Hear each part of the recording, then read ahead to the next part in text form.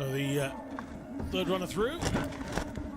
And that is an orange outfit, it has to be said. So here we go with all this nearly night, for want of a better phrase. Fourth test run. Coming through the sequential red and blue gates. Slowing slightly in the uphill section there, and then again that sharp right-hander. Nobody wants to end up in the V-netting. Four-time World Cup winner in 2017. Just coming into the intermediate time section. Looking good so far. There's my hotel. You can see the height that this run starts from, and they just disappear out of the bottom of the screen. Hope they're okay.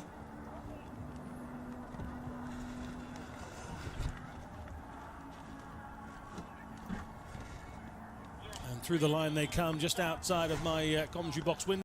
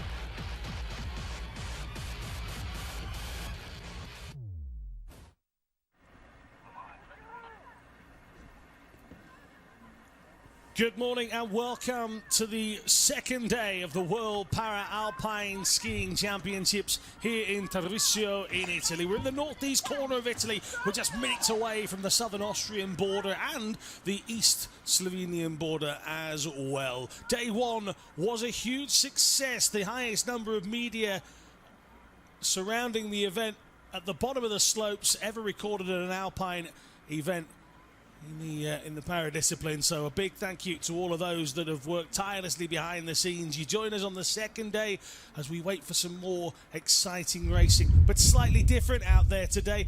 Yesterday, the bright sunshine. At this time of day, when it's clear, the sun just comes over the final hill and it's actually quite dazzling, quite bright. Today, not such a problem.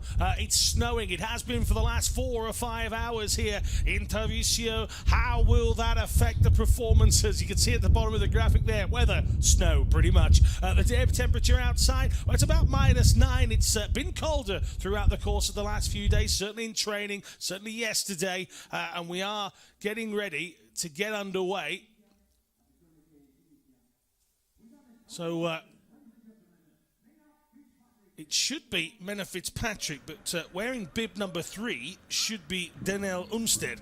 So Fitzpatrick is already at the bottom of the run. What you're seeing is our second runner. So Fitzpatrick's time, I'll bring you in a couple of moments. 1:18.11 for Fitzpatrick. She's already at the bottom of the trail. This is Danelle UMSTEAD on your screens now. UMSTEAD, her guide, of course, Rob UMSTEAD, which is her husband. And the 44-year-old from born in Illinois is our second runner. We should have had Millie Knight as well. She was a DNS at the start. A gold yesterday for Millie Knight. Can you blame her for perhaps not competing here today? Maybe saving herself for other events coming up. She was a slalom bronze in the Worlds last year and a giant slalom silver, so maybe just keeping herself fresh for those events. UMSTEAD here. Yeah, Sochi and Vancouver, 4th place finish for her at the Winter Paralympic Games. Again, these guides using everything they possibly can, from bright coloured clothing to their actual voice controls as well. They really talk the way through these VIs athletes. And UMSTEAD comes through the finishing line, and we'll take a look at the time in a second. She was in.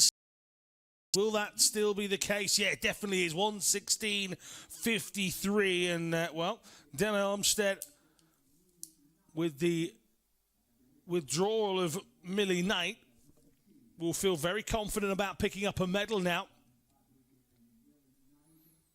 So next up, Henrieta FARKASOVA of Slovakia, the 30-year-old from Rožňava.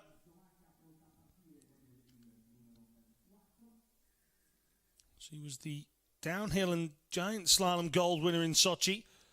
Had to settle for silver yesterday, behind that wonderful performance from Knight.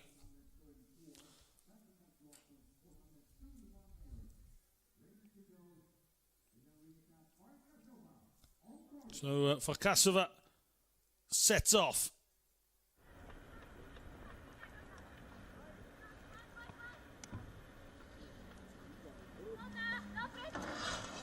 FARKASOVA's guide is Natalia Subatova.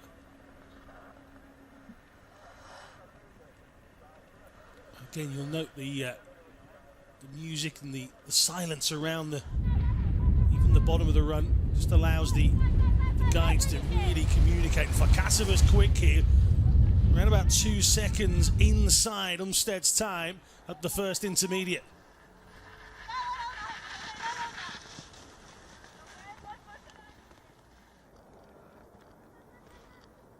How much? Middle section.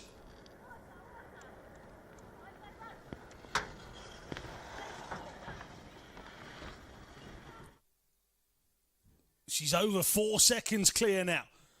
FARKASOVA, who won gold in Vancouver, was disqualified in Sochi and is a former world champion going back to 2009. And as she comes down the final part of the course, it's huge. We'll wait for the official time. 1:10.02, over 6 seconds clear of the field. And you have to fancy that's unbeatable. Eleonor, Belgium. She's 19. This is only her second World Championships. She entered 2 events in 2015, got disqualified from both of them. And here in 2017, she's already picked up a medal from her first event. She was bronze in the downhill yesterday. So a very buoyant Eleonor Chloe Sana, her sister, is the guide. What a team that is. At the moment, the 19-year-old will sense a chance of picking up yet another world medal here.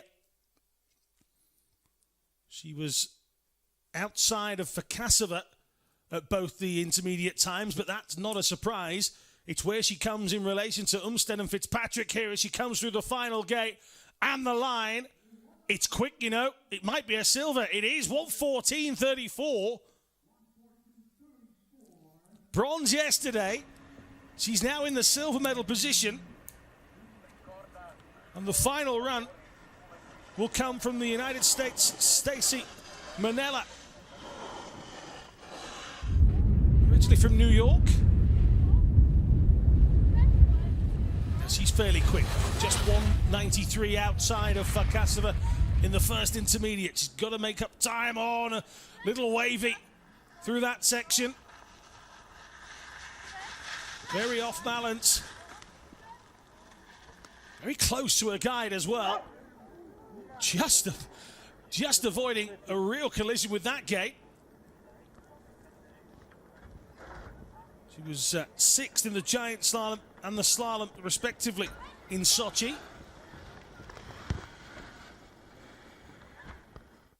It's the slow left-hander as it then starts to pick. Balanced have really damaged her prospects here. Can she get inside the time of her compatriot UMSTEAD as they come down? It's not going to be for Manella.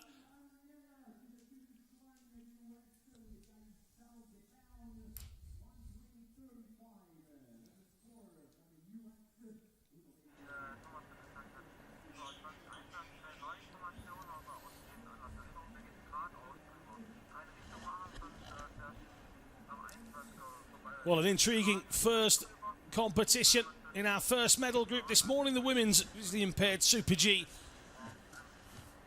And thank you very much once again for joining us.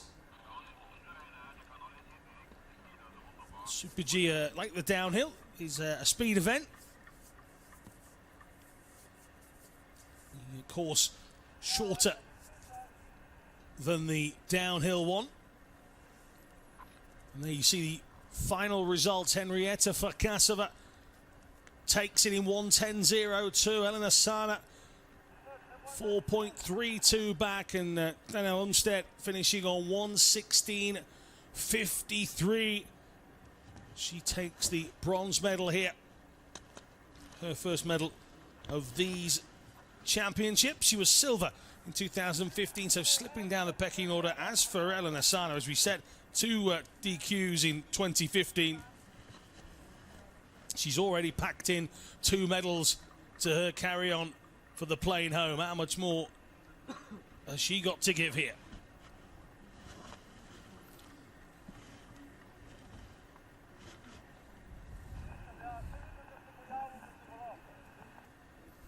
So FARKASOVA 1:10.02. That's a sublime time.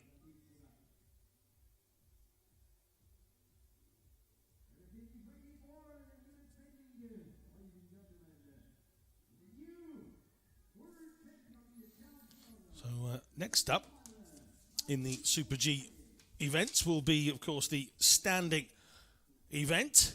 You can see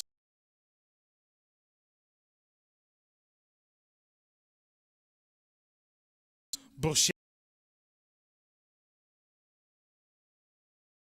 FARKASOVA was good in the last event. BOCHET yesterday was simply sensational as she wrapped up her first gold of this event. She's won 5 golds at the last 2 World Championships apiece. She's already got 1. And BOCHET goes out first, and you fear that she might be the time to beat for the rest of the field. 11 scheduled to compete.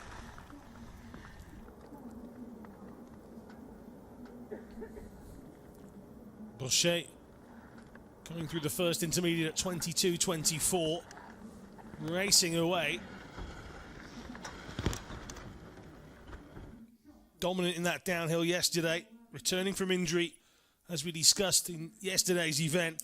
Gold medal winner here in Sochi at this event. And as she comes down towards the line, this is going to be a quick time for the rest of the field to get somewhere near. And, well, 108.92. And Laura Valinu of Romania sets off on her journey down the trail. Romanian national champion before her accident in 2006, now resides in Munich.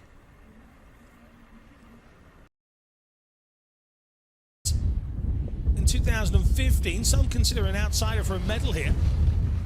So Valinu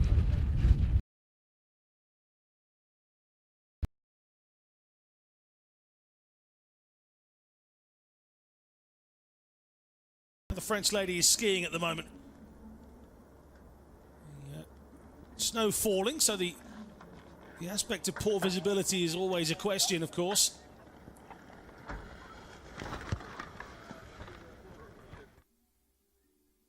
This is the tricky long left-hander. It slows a little and then lures you back in. Valinu combats it very well as she heads towards the line in a time of 14.67. Really lost some time down the second half of the course.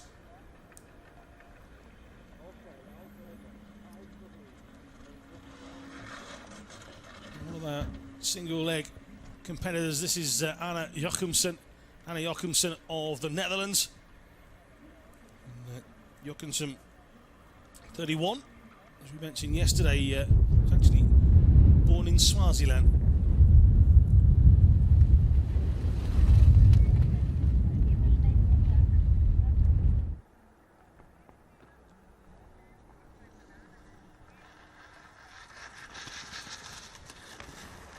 The first intermediate, and she was just 0.15 down here.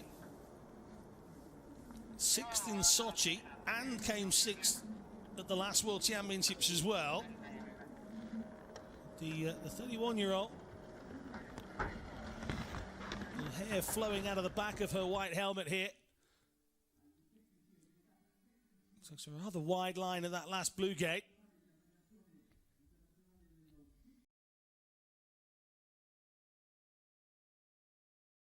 Through the final pitch.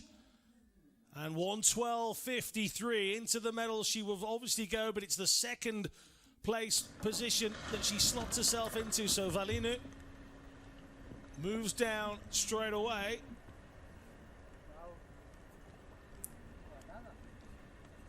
Andrea ROTHFUSS of Germany next. Picked up the silver in yesterday's downhill event from Freudenstadt in Germany. DNF in Sochi, very disappointed considering she took bronze in Vancouver. But at world level, bronze in 2011, silver in 2015. Can ROTHFUSS find the extra speed she needs? She was 0.4 down on BOCHET's time at the first intermediate. She's 2.10 down at the second. She needs to remain somewhere within that to remove Jochumsen from second. Oh, it's quick through the final part. 110.93. Just needed to tidy up that middle section there.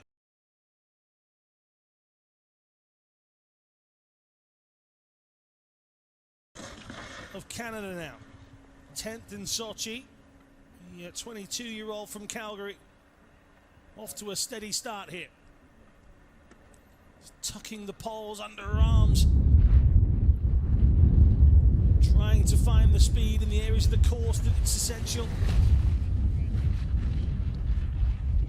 38 gates on this Super G run. Of those, 31 considered turning gates.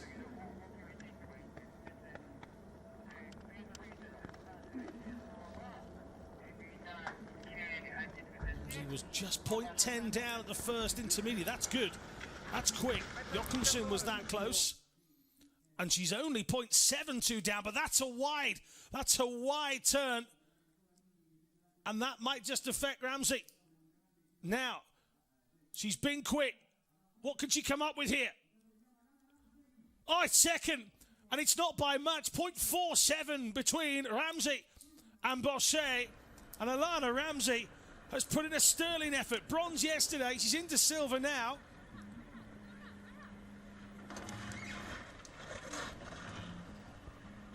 Now, Stephanie Jallant of the States.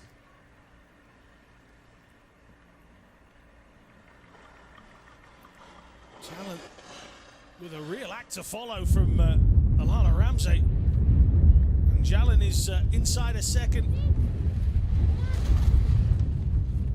Just out from BOCHET's time, but not by that much.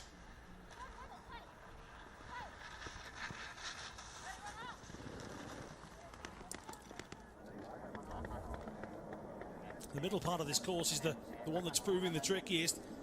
It's where some have really lost some time, and you fancy that if RAMSAY had not gone so wide late in her run, she may have been even closer. You see Jallant just popping over the blue lines at the side. And again, nothing wrong with it. She's wide again here as she comes in at 1:13. That'll put her in, well, I make it 5th position because that's quicker than 1:14. So Valinu drops further still. This is Melanie Schwartz now. The United States, 2-time Paralympian, double world championship performer as well. Gets a medal. Oh, and Schwartz just off balance. Corrects it. Continues. Another of our single leg skiers. Like yesterday, if you joined us, you can get in touch with us using the hashtag, which is Tarvisio 2017.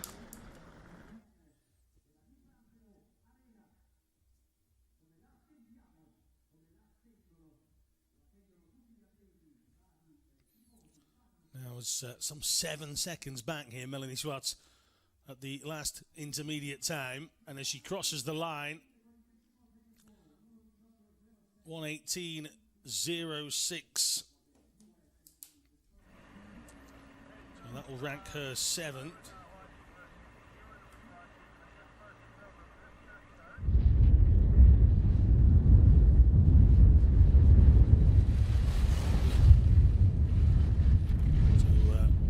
So Schmidt 2.45 down already in her run. So Schmidt of Switzerland lives in Davos. So first major competition. She got the nerves out of the way in the downhill yesterday, did Vigne.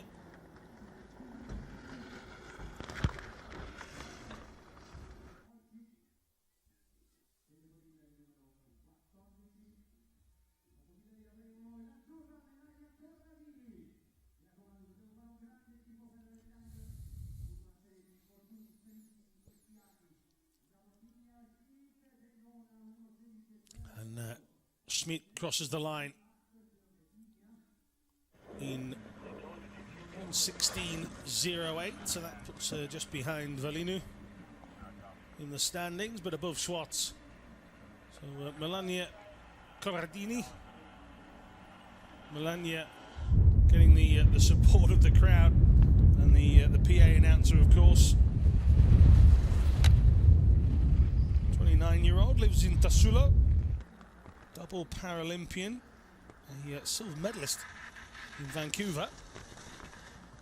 She got bronze in the Super G back in 2009, so 2017.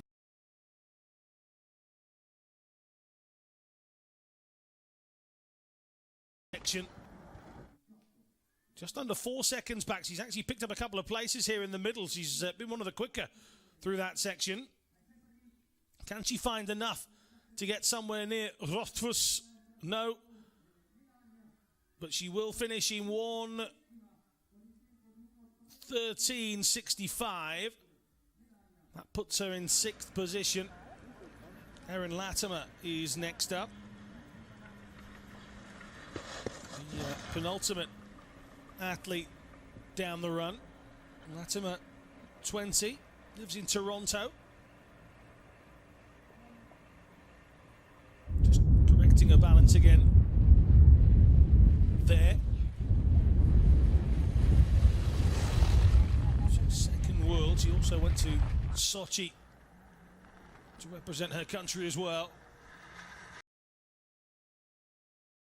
On home turf in the last World Championships, just getting a little sideways as she comes through there.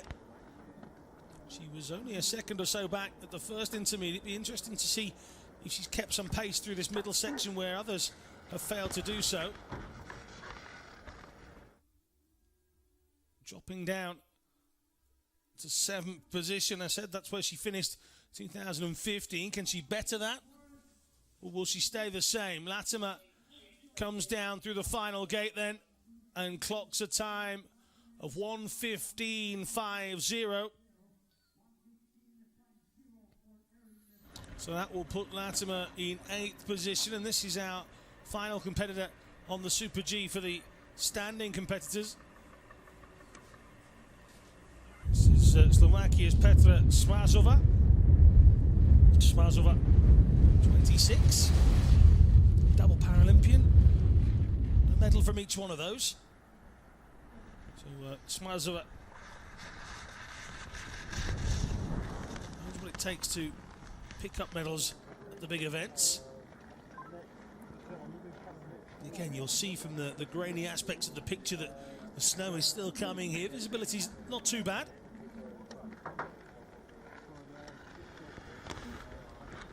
You can say you always tell by the fact that, oh, that's wide. It's just about recovers it here, and it's going to be a bit tricky from here on in. And in fact, Smazova overcooked it in the left-hander, went very wide, and just couldn't get it back inside the next blue gate. So, well, we only had one DNF, and she was so close as well to the finish. So,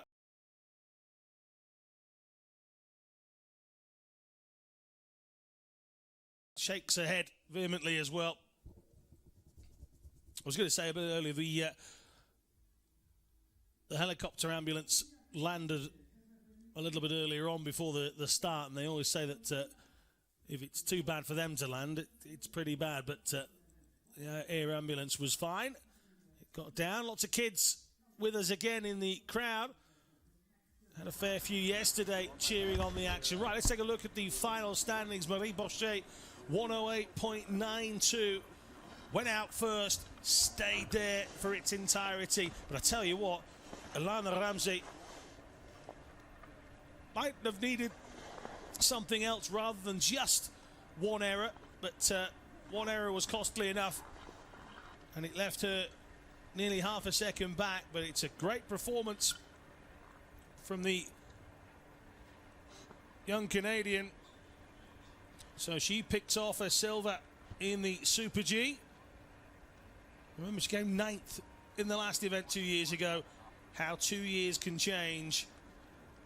And RAMSAY picks up the silver. ROTHFUSS adds to her medal from yesterday. It's bronze this time around, as it was in 2010 at the Worlds, as it was in 2011 at the World, should I say, and 2010 in Vancouver. Bronze, but no catching. Marie Bochet, who doubles her gold tally on day 2 here of the World Para Alpine Skiing Championships.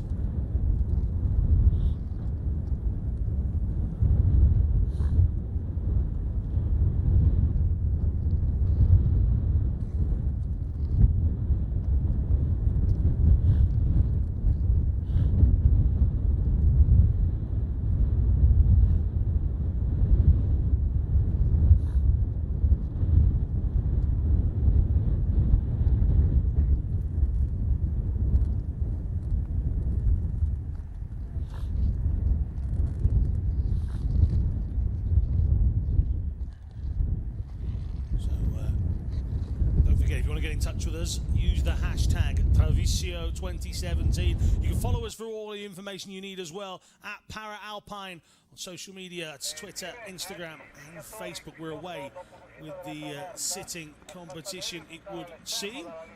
And Linda van Impelen of the Netherlands is first out. Weren't with us yesterday. Sweet Caroline, by the way, is the anthem of the games. It's a Euro pop version of Sweet Caroline, but nonetheless, it's still Sweet Caroline. And if you like to sing that song 6 times over 3 hours, Tarvisio is the place to be.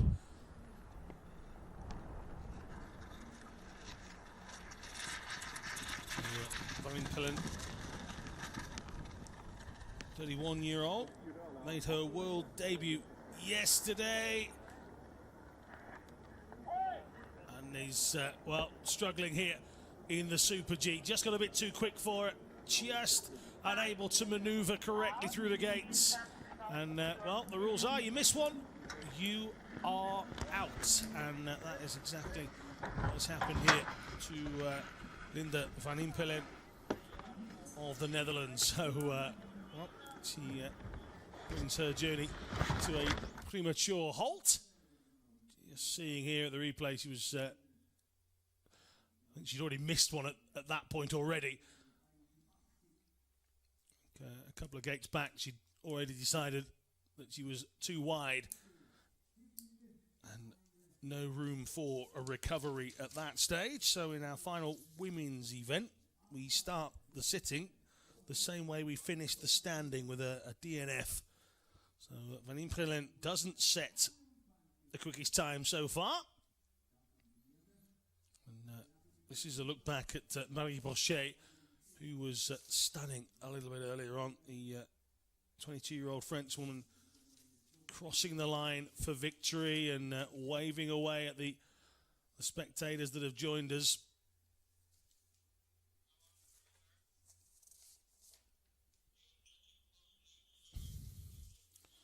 So just a very quick look back at some of the competitors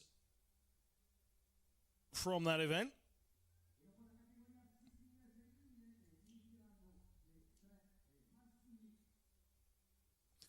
Don't forget, Tarvisio 2017, if you want to get in touch.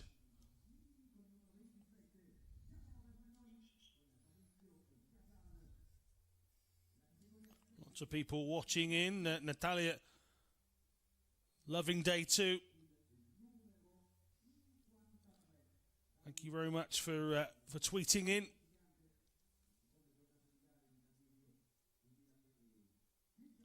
Once again, Craig Spence viewed to the screen as well.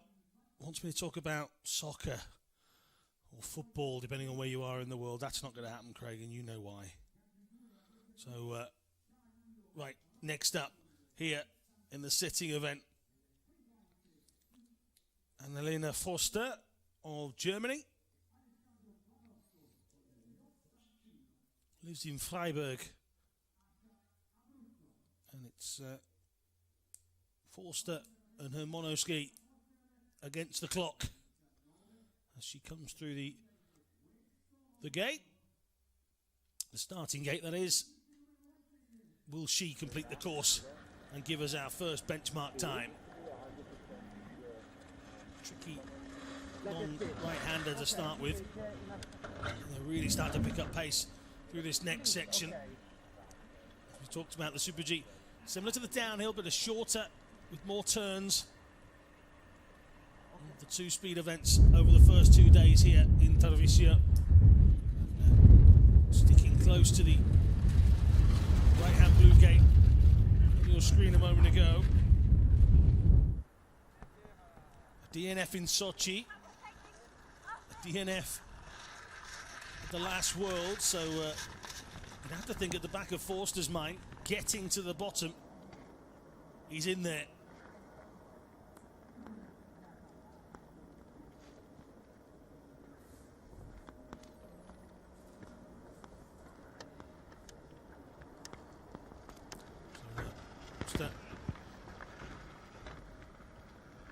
Coming through the second intermediate time at 58 seconds exactly, a little wide there, just skirting back inside the next red gate. And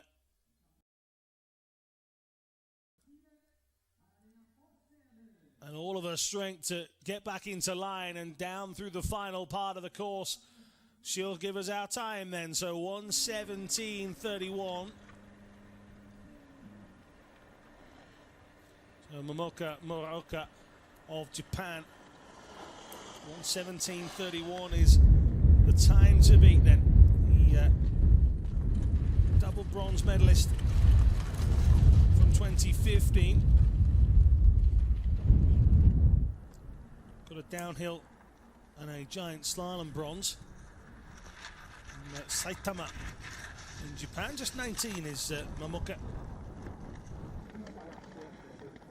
And she's quicker through the first intermediate time by nearly half a second as well.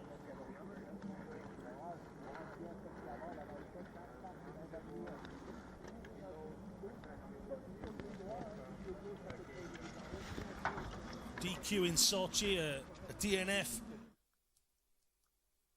in Canada at the last Worlds. And she's quick here. She's already nearly 2 seconds up on Forster's time. So here comes MURAOKA towards the line. She's going to set the quickest time so far.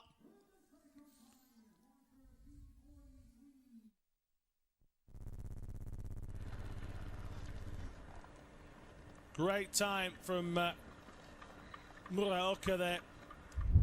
Goes to the top of the leaderboard. This is Anna SCHAFFELHUBER.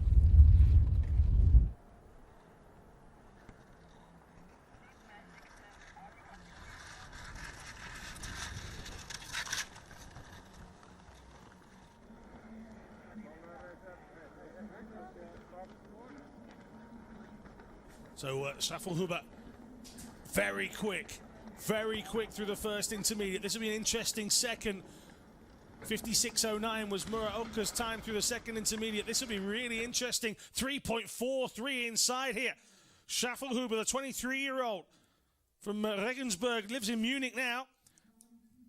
5 golds, including the Super G in Sochi. She's the reigning champion, and she is demolishing this course.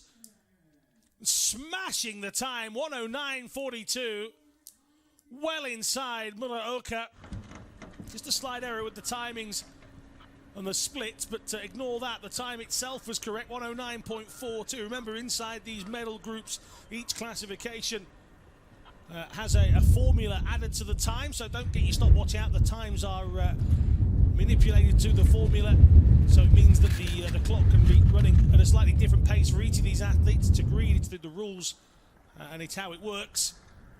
But, so don't try and use your own personal stopwatch, but the clock at the bottom runs at the right speed according to the athlete. So that is the correct time that you are seeing for the event. So this is Laurie Stevens of the United States.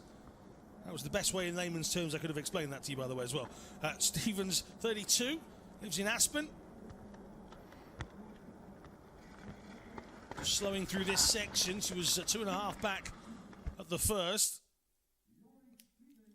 A former gold medalist at the Winter Paralympics back in 2006. Got a bronze in Sochi. She's going to have to pick up the pace here and stay in line, which she's just struggling to do, but manages it using all of her experience to come through the line in 1:15.99. That'll put her third for now. There are a few more to come, so including this lady, Claudia LOESCH. Wide through that right-hander, but she's kept it together. She was 0.59 out from SCHAFFELHUBER. LOESCH, 6 at the World Champs last time. Or 6 World Champion, should I say. She was a DNF, actually, last time out. Gold medalist from 2013. Bronze in 2011. Can LOESCH affect SCHAFFELHUBER's time? Here comes the second intermediate. She's inside. But she's wide here, so she's got to try and recover, and that might have cost her the 0.82 that she was already inside then. What an interesting finish we've got coming up. Claudia LOESCH against SCHAFFELHUBER's time as she comes down. 109.42 is what she wants. Smashed it, 108.97. And despite going wide late on, the Austrian keeps it together. What a performance that is.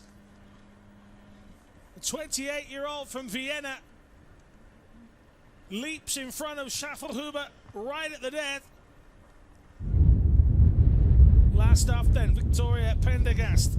That's her second World Championship. She DNF'd in both training sessions and then managed to completely do that again yesterday, getting it all sideways in the downhill.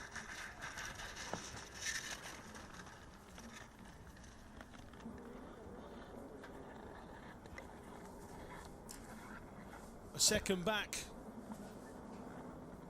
at the first intermediate. Dropping a little further back now through the second intermediate clock, 5:68. So Pendergast looking to make it to the bottom of this one. And the 25-year-old will do just that as she comes into the final pitch of this run. Slides to a halt in front of the spectators.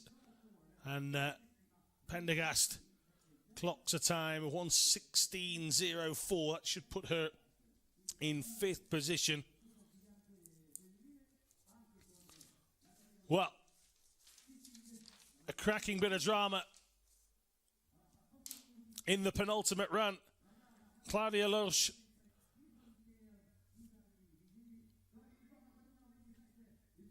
toppling SCHAFFELHUBER with a stunning run. So it's LOESCH 108.97 from SCHAFFELHUBER, and Henrieta FARKASOVA of Slovakia's name is in there, but that's from the VI section, so I'm not sure why. MURAOKA is of course, the winner of the bronze medal.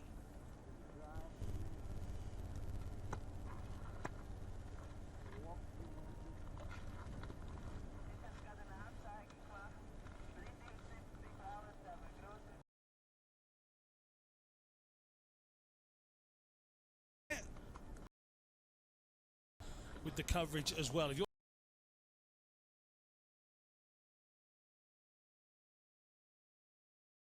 www.paralympic.org for the Alpine section /Alpine-skiing is where you need to be. We've got a day's break tomorrow in coverage. It's a training day for the athletes themselves, so don't tune in tomorrow. We won't be here. But we will be back on Saturday. So don't forget all of the action being covered here live from Tarvisio. And again, you can get in touch by using the hashtag Tarvisio2017.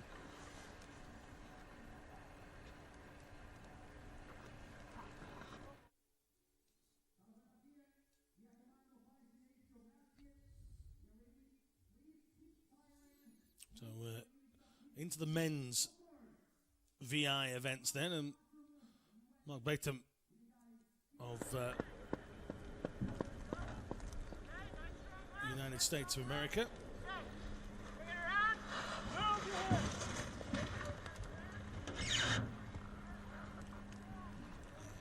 Bib number 25 for the American. From Seattle, and he's wide and out. And, well, a missed gate.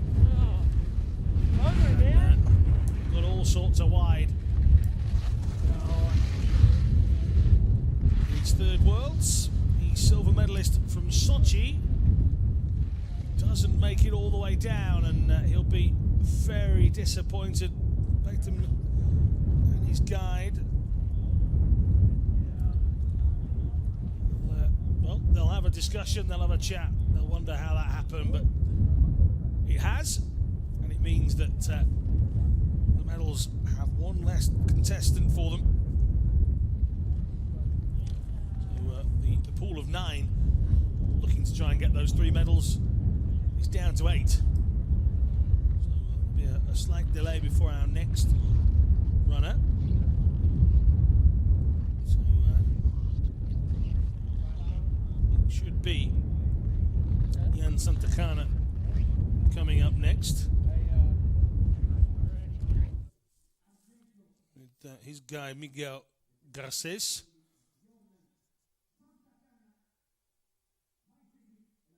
Stegui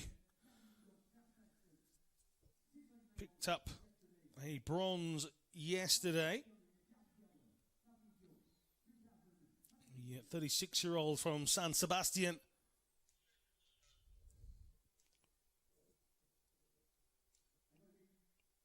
Just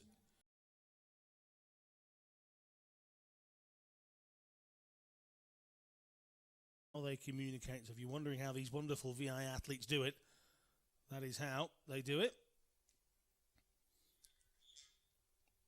The guide talking constantly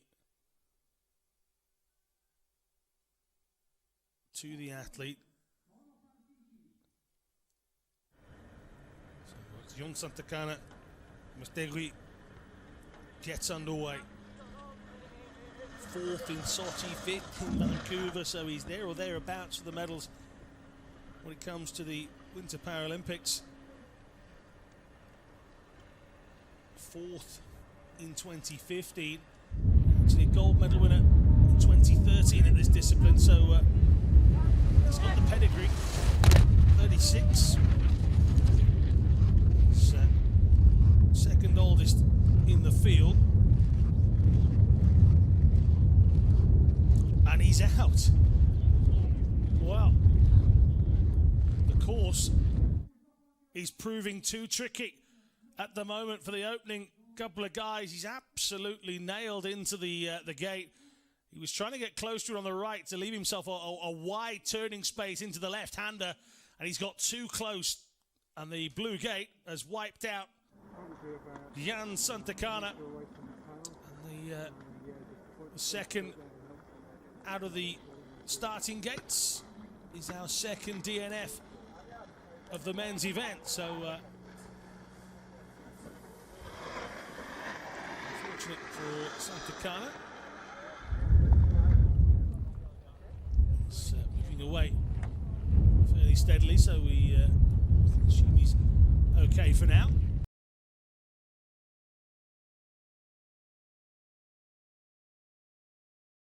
A hefty whack into those gates, and down the mountain they will come.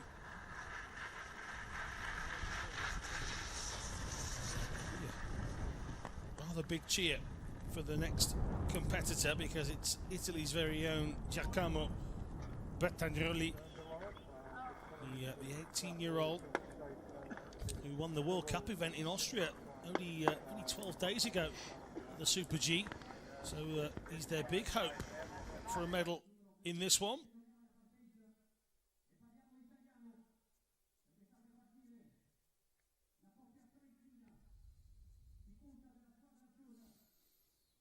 And you might be able to hear in the background the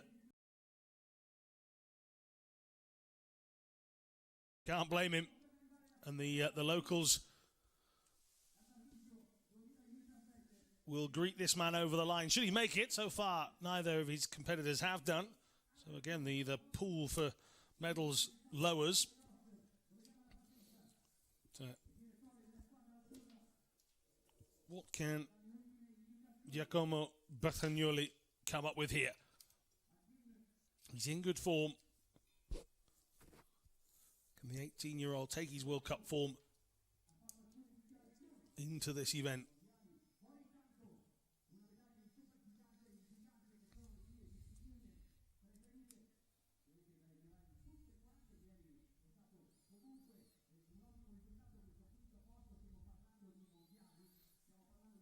And again, Tarvisio 2017 is all you need to know. Send us a tweet, and we'll take a look at it.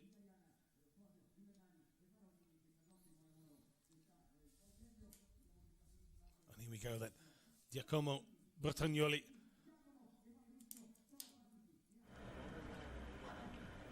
Fifth yesterday. This is second World Championships. At the moment, the challenge is to stay inside the gates so far. And he's a little wide here. But Bertagnolli goes through the first intermediate time. So we've got progress. Into the middle section he comes.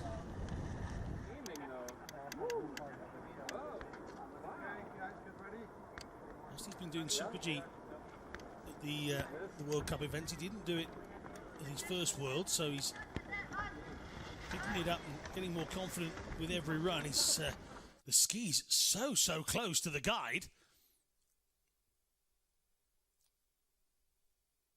The guide had slowed down to offer advice and guidance and a line, but got a little bit close. So the time here, big cheer at the bottom of the hill for Bertagnolli, as expected. And we'll wait for the official time to come up in a moment. But Bertagnolli enjoying the plaudits of the local crowd. Next out,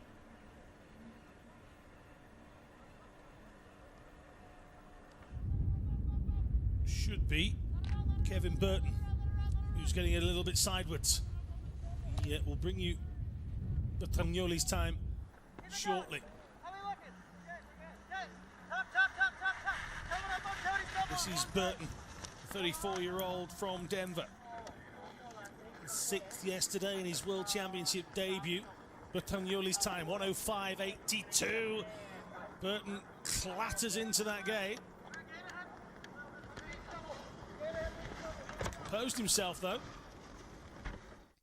and he's not too far behind in terms of time either. Can he pick up the pace towards the bottom end as they come down the final hill? Crossing the line in 105, 106. I think he'll be outside. Time to beat was 105.82, 106.72 is what he got. So less than a second outside, but at the moment, Bertagnolli, much to the delight of this home crowd, stays top.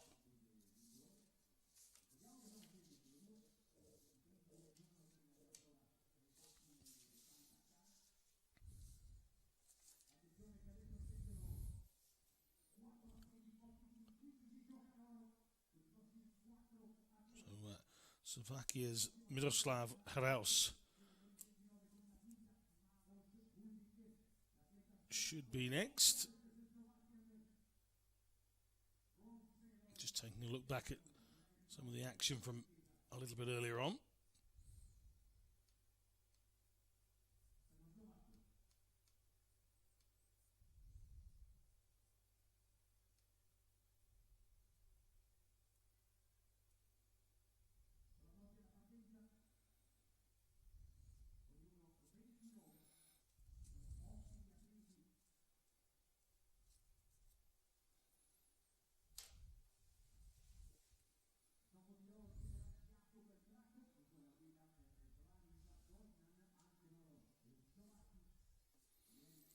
So Hraus waiting at the top of the slope.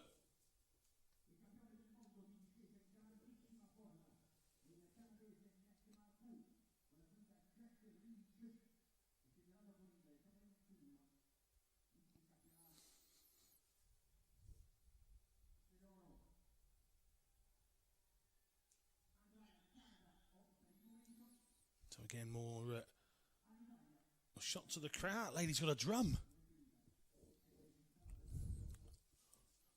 Makes me half happy. I'm about 400 or 500 meters away in a Bertagnolli 105.82, Burton 106.72, just 9/10 of a second separating first and second. So a small gap to squeeze into if you want silver, or you go even faster and get gold. Reus, bronze medalist in 2009, the 30-year-old.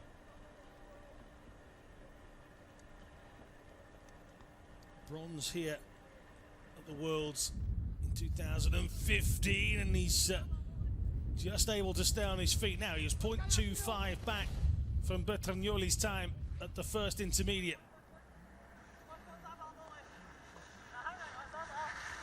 Just raises the arms to correct the balance.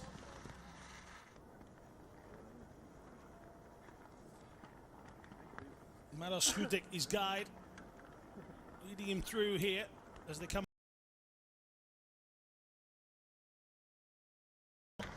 How's he faring? He's gained a little, 0.21 back now. Can he squeeze himself in between Burton and Bertagnolli, or can he get himself to the top of the pack? Here comes Herreras then. Will he break the local hearts through the line? I don't think it's quicker than Bertagnolli. It's not. He is inside Burton though. 106.28 from Herreras. So the leaderboard changes again. Jakub KRAKO is next up.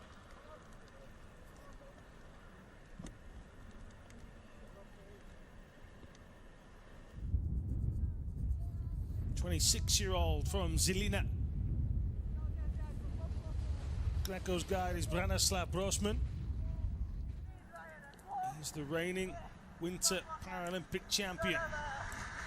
Silver medalist in Vancouver at this discipline. Oddly, came 12th in 2015. 0.47 back on Bertagnolli at the first intermediate, but can he pick up the pace towards the bottom end here then? The reigning Winter Paralympic champion over Super G.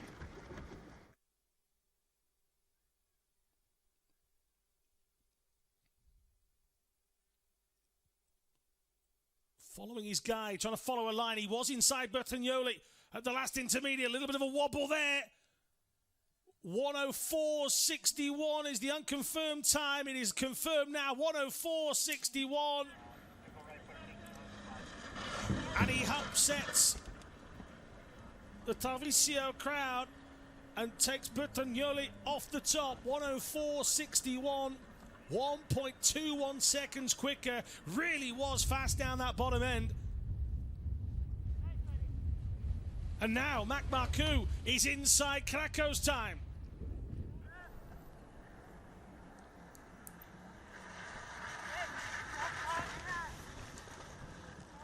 MARCOUX, gold medal winner in the downhill. Can he get the speed double? He and Jack Leach, a new pairing for this season. It proved brilliant yesterday. Coming up to the second intermediate. How's he doing?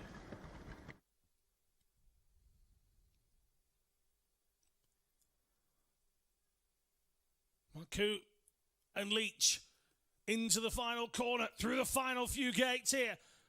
And at the time, we'll have to wait for it to come up and be confirmed.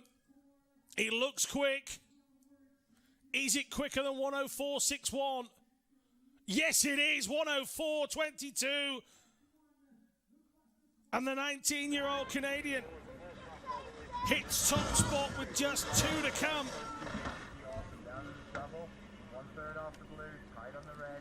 After downhill gold yesterday, is he about to add the Super G title as well? Maciej Kresel just struggling at the start here. 3 World Championship performances. This is his third. Double Paralympian.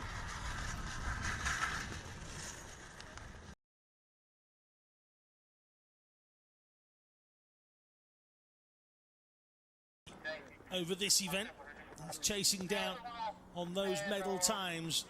Something inside 105.82 is what you would need to take away Bertagnolli. Surely one of these last two aren't going to knock him off the podium altogether. The disappointment will ring out around the Tarvisio spectator area. Not going to be for Kleso. He comes through.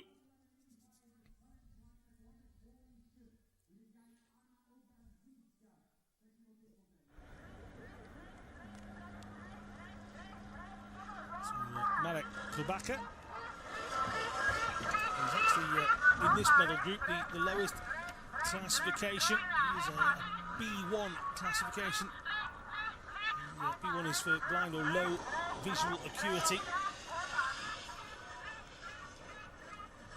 So Marek Kubaka following every instruction of Maria Zatovikova. That's his guide. Kubaka, as I say, the only one of our B1 category skiers inside this medal group.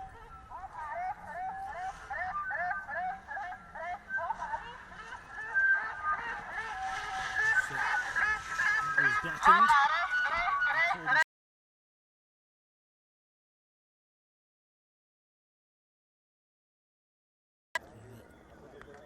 Kubaka been through the first intermediate. He's down by nearly 2 seconds. Again, the clocks changed to incorporate a formula for each of the classifications. The time you are seeing is the correct time.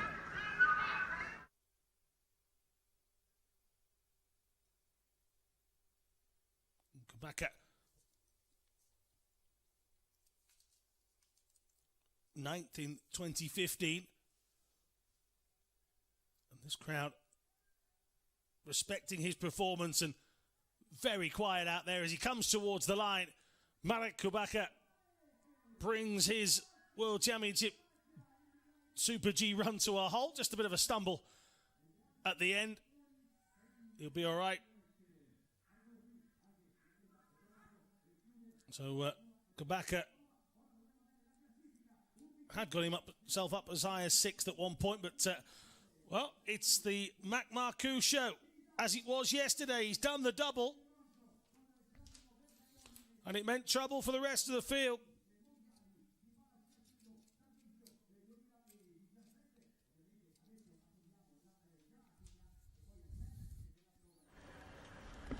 Wait for the official graphics to show us the final standings. Here they are then. Mac MARCOUX from Jakub KRAKO and Giacomo Bertagnolli will get this crowd really buzzing as he picks up the bronze medal in the Super G.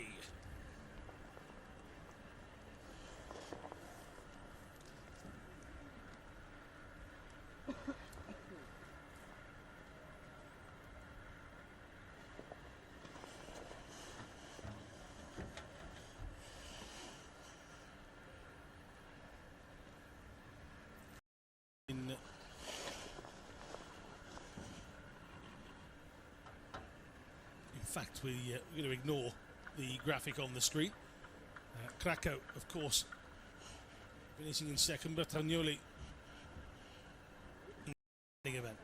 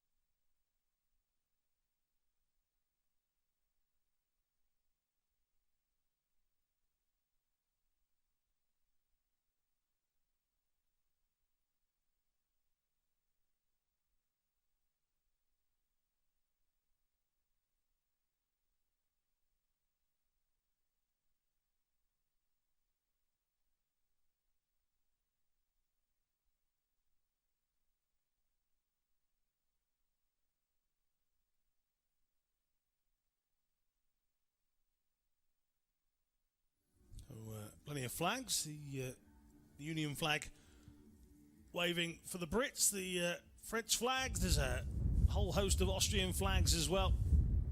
And here is what's coming up. They'll need those flags fairly soon, actually.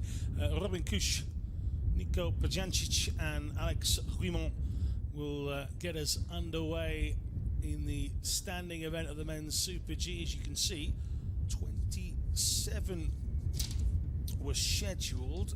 I believe it's 24 altogether. We'll finish with Miroslav Lidinsky, preceded by Jasper Broekhen of Belgium. James Stanton also in the mix as well.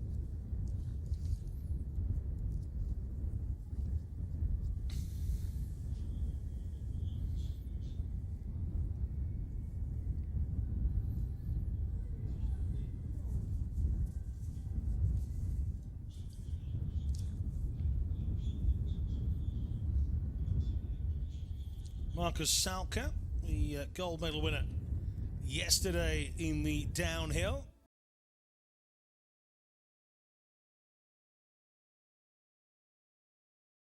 Have a point to prove.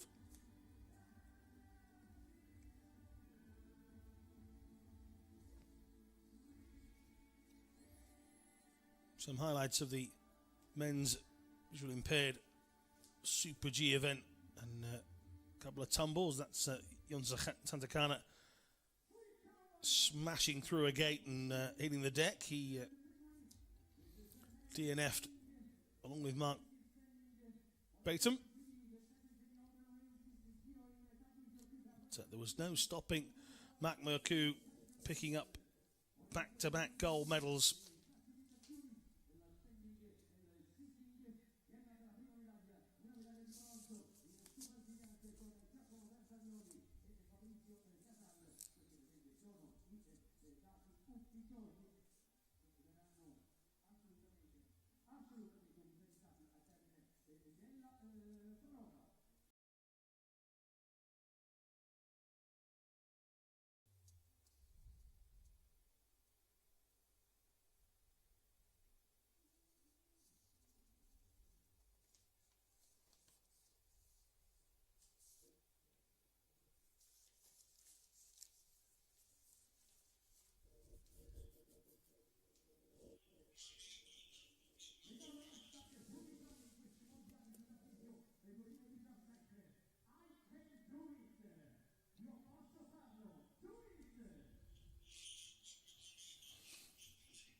So we're fast approaching the start of our next event, the men's standing Super G event.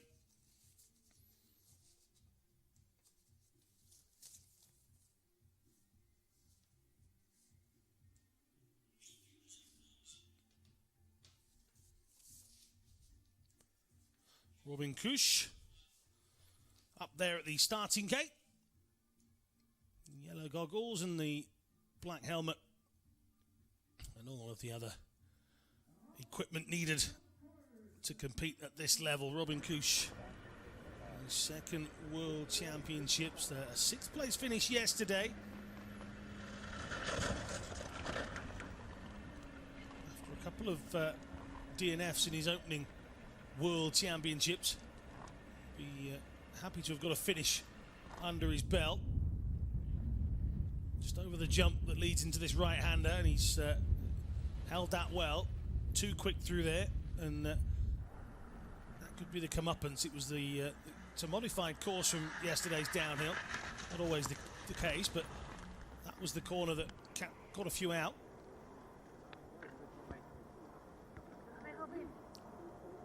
Kusch navigating his way through the gates very well indeed at the moment. 21.28 through the first intermediate. Just having to put the brakes on a little here.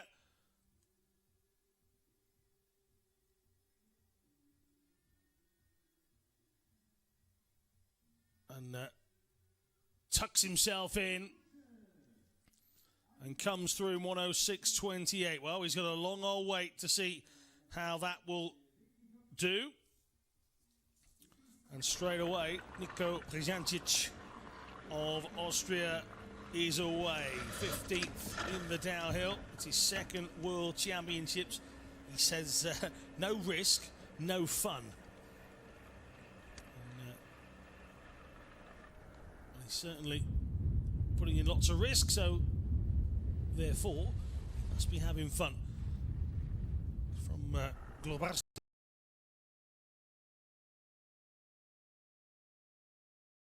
He's actually inside Robin Kusch's time here. So Pjancic of Austria to maintain that speed. This was where Kusch got a little wide, and he's dealt with it well, but he has fallen back in terms of a time.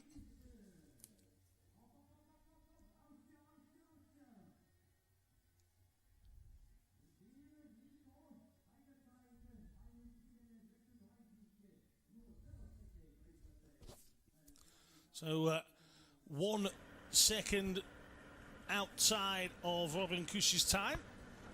So Pjancic makes way for Alexis Guimont.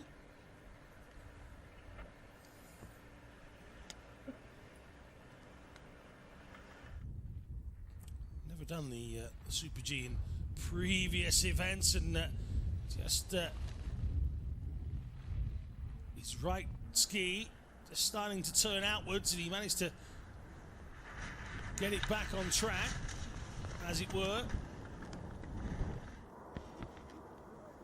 Oh, and a little shaky through there as well, and that was the straight part.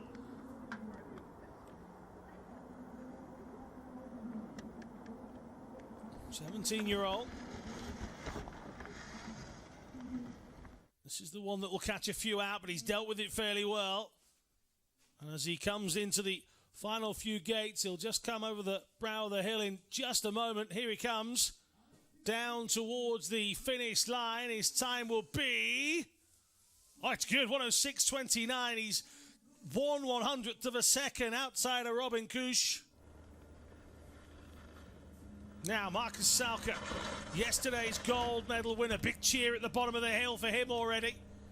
He'll be greeted by noise as he makes his way down the run. Bib 37 on his back. 25-year-old from Klagenfurt.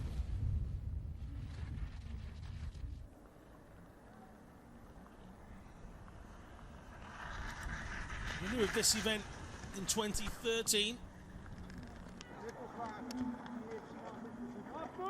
He then came 4th in 2015, just missing out on the medals. What can Salcher do?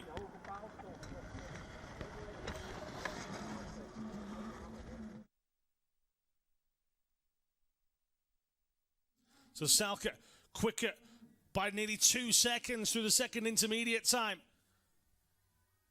How much more can he add to that? Flying through the line he comes. 2.40, 1:03.88. So Salcher, like MARCOUX, trying to do the speed double. Like Marie Bochet.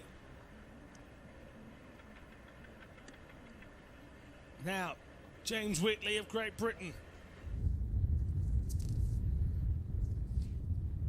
The 19-year-old from Eastbourne. Third World Championships, the first time doing Super G.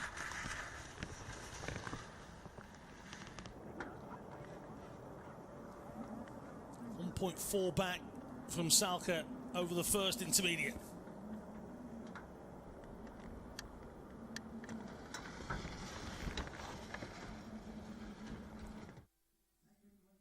It's the tricky left-hander, and Whitley's done it well. Got a little wider than most, but he's trying to make up time, and he tucks himself in down towards the finish. He will come in at around 1:07.6. It's 1:07.69. Fifth position for him. They're coming thick and fast. Jordan Brossin, should I say. Brossin, okay here. Brossin got it all wrong over the little jump. and has ended up in the V-netting up in the... Try and get you updated on Brossan's condition a little later, but there it is as he flies into the V-netting at the side.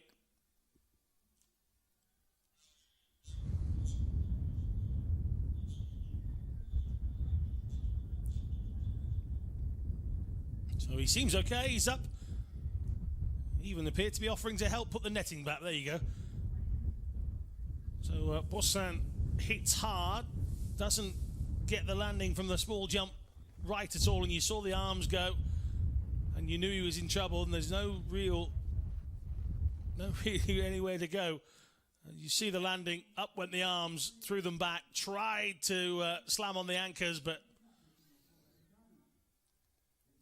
nothing there. But Jordan Brossan appears to be okay. He's made his way out of that wreckage, and in fact he's putting the skis back on and wants to make his way down. So there'll be a slight delay here as the netting is put back in place by the excellent people helping out all up and down this mountain. So we're going to go into a slight technical delay. Enough to remind you that tomorrow is a training day here at Tarvisio, so no action live on the stream, but do join us again on Saturday as we take a look forward to the rest of the action here at the World Para Alpine Skiing Championships 2017.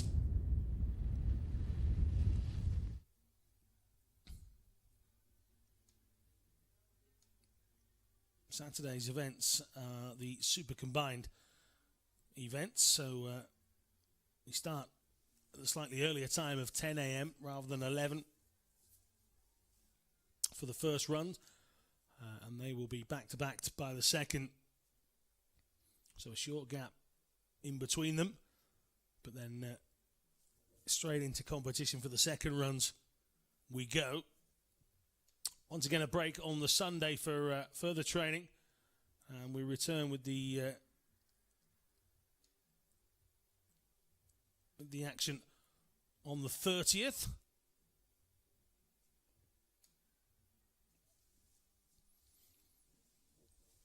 On your screens, we're just going to take a look back at some of the action we've seen so far today. And again, just returning the V-netting.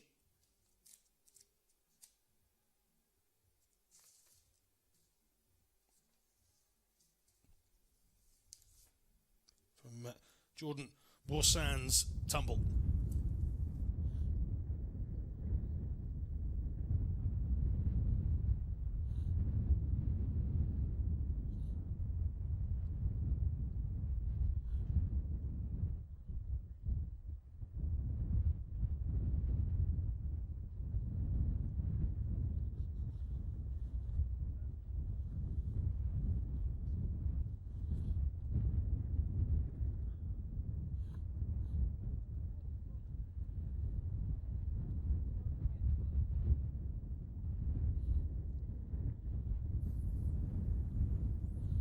As you can see, the team up the side of the piste, replacing the V-netting, or at least putting it back and securing it. It has to be as good as it was before Jordan Brossan went into it, obviously for the protection of the rest of the athletes to come. Waiting with the long delay will be Braden Luscombe. He will be next up when we get back underway. Santeri Chiveri of Finland, Adam Hall of New Zealand, Hiraku Misawa of Japan, Austria's Christoph Bernhard Snyder, Jeffrey Stutt of the Netherlands. We've then got Mitchell Gawley of Australia, Slovakia's Martin Franz goes then, Andorran Roger Ignasi Darvi is bib 48, 49 is Martin Vrutz of Austria. Kirk Schonstein, a medalist yesterday for Canada, goes in bib 50. USA have Thomas Walsh After BOCHET of France goes a bib 52, Italy's Davide Bendotti is bib 53. Again, the crowd here will hopefully enjoy a performance from Bendotti. Austria's Thomas Grocka is 54. The final three then should be United States' James Stanton. Jasper Barkane of Belgium is 56, the penultimate skier, and then finally Miroslav Lindinsky of the Czech Republic. We've of course got the men's Super G sitting event to come today. I'm going up on that tomorrow, I just fancy it, why not. Frederic Francois will get us underway on the sitting event for France a little bit later on. So I saw the young Frenchman come down a couple of moments ago. He'll probably get checked out by the medical staff here at Tarvisio, but I'm sure he'll be absolutely fine. Untangled himself and climbed out.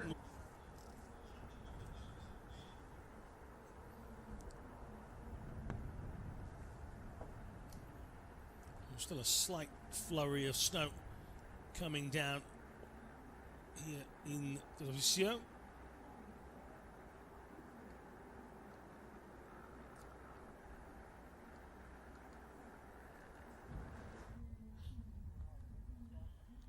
Giant slalom action on Monday. The slalom finishing us off on the 31st. So as you can see, the netting is not far away from being resurrected. Those guys down there working very hard to get us back underway in this competition. Spare a thought for all those people that are out on the course in the elements all the way throughout the competition.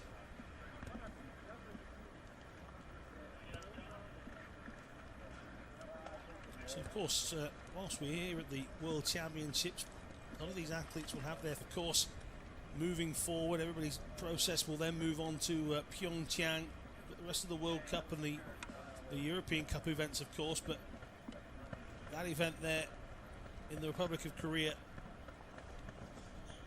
is where people are really aiming at. The third time that a Winter Paralympics has been held in Asia. The first two, of course, in Japan.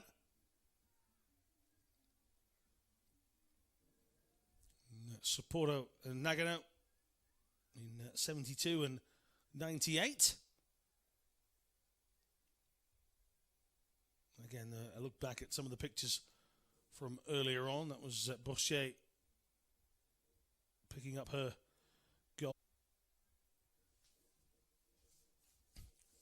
Celebrating Markus Salka. 103.88, the quickest of this standing event so far. Quick run through of the times that we've got. Robin Kusch, 106.28. Guimont of Canada hanging on to a medal in bronze at the moment, 106.29. But I fancy changes to those podium places. These are the brave ones out in the cold at the bottom of the hill. As with all winter sports, the spectators love it. They get themselves in, wrap up nice and warm, and come and cheer on their favourite athletes.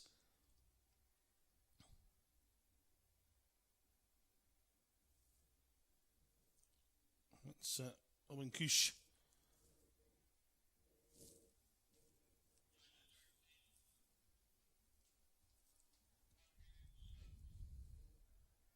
So we're about 60 seconds away from getting back underway.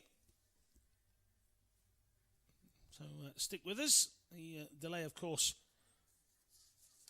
because of the repairs needed after Jordan Brossin's tumble.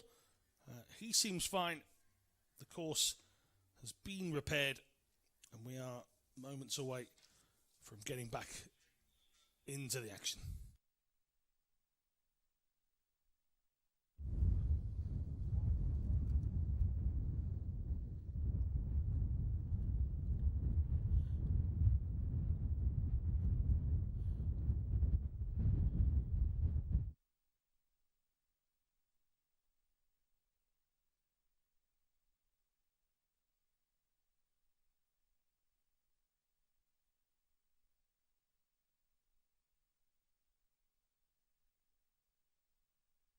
So we're look like we're back then. So Braden Luscombe is at the top.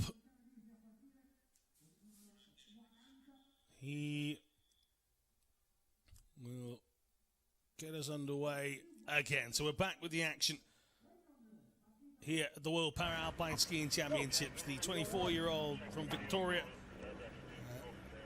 DNF from him in both Sochi and the 2015 edition of this competition.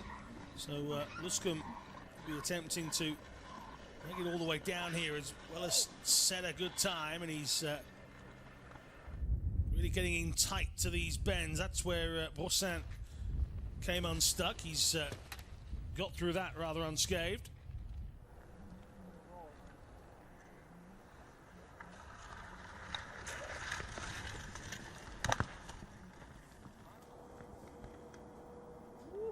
Getting very tight to the gates where he can, really clattering that last blue one. So he comes into this small right and then left. Luscombe, Canadian, trying to, well, he's got to get past one of his own countrymen to get onto the podium in Grimont. But Luscombe down towards the finish then. He comes into my vision out of the window and through the line he comes. He'll be outside, but not by much. 107.30, so those two settling on a 107.36. Neither will pick up a medal. So no disputing that. And still just that 1/100th of a second separating Cuche and Grimont as it stands. Next up should be Santeri Kiveri of Finland.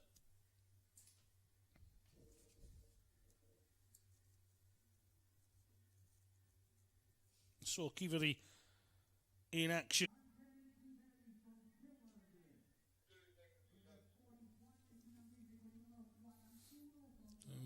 Kiveri, it should be, and it is up there.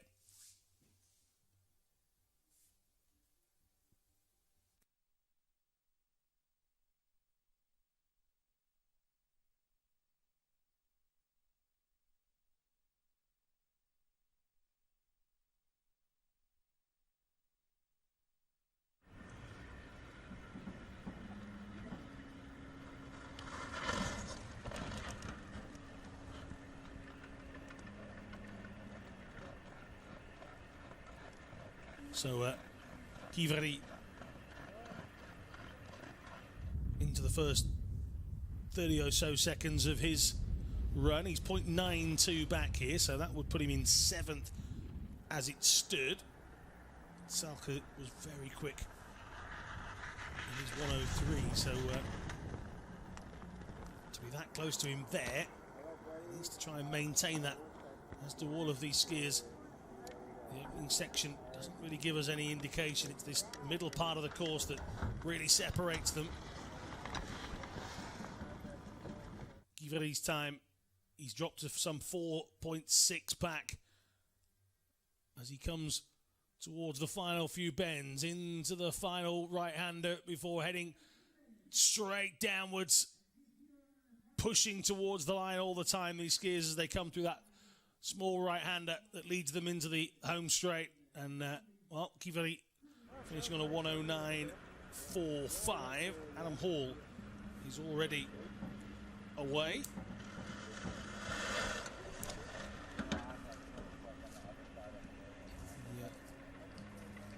New Zealander from Dunedin, 29 years of age. Didn't do the Super G in 2015, he's doing it here. He's quite a way back already in the first intermediate. He's slower than Kiveri. Slalom gold medal winner in 2010. So he's got the rest of the competition to look forward to.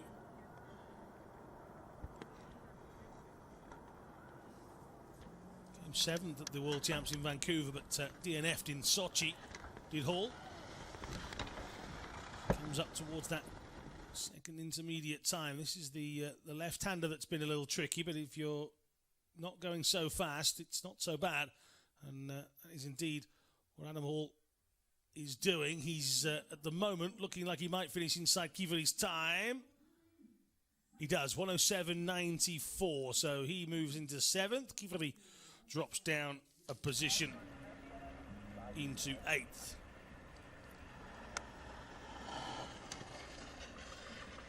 So next to go is Misawa of Japan. KRAKO Misawa from Matsumoto, 29-year-old. Another of our single leg skiers. He's got some speed here. He was ranked 2nd at that first intermediate, just 0.3 or so behind Salcher's time. 7th yesterday. He managed to DNF in both Vancouver and Sochi. And, but he's motoring here, just dropping down a place or two in the middle section. But as he comes across the line, it's good enough to put him in 2nd. 106.20, 8/100ths quicker than Robin Kusch. Now, Christoph Bernhard Schneider of Austria.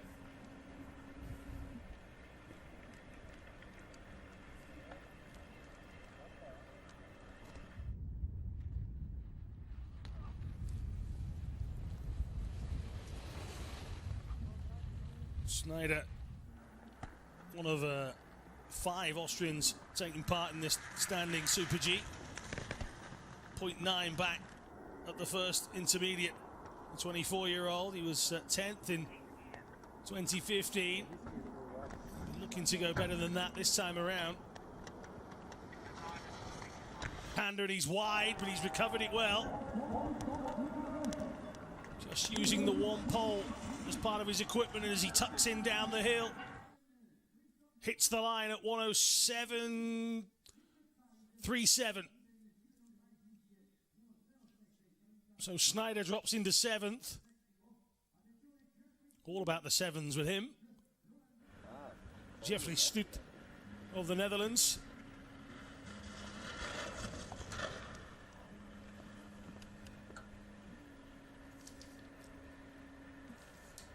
Stoet, 21.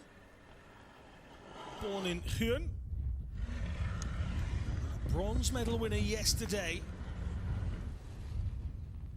This is his debut major international event, so the Dutch team would have been very happy with that, as much as Stoet would have been.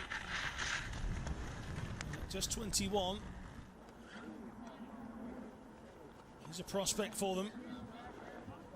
And he was inside Salcher's time, not by much. 1/100th to be exact. Can he keep the speed going here? This is the important section. This is where Salcher was good, and he's wide, Stoet. Gets it back, and now needs to tuck in and go for the line. He was outside Salcher at the second intermediate. How will he fare at the line? Outside, but he's 2nd. Jeffrey Stoet is very impressive for the Dutch team, and he is more than happy with that performance. Silver for Stoet at the moment, but still a fair few competitors to go. Mitchell Gawley now.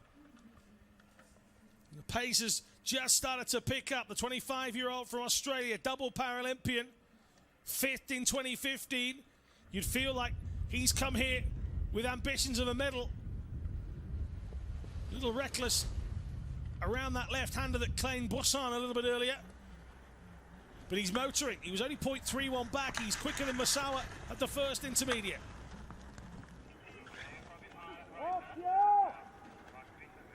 Fourth in the downhill yesterday. He'll have the bit between his teeth here. A medal is on the wish list for Gawley.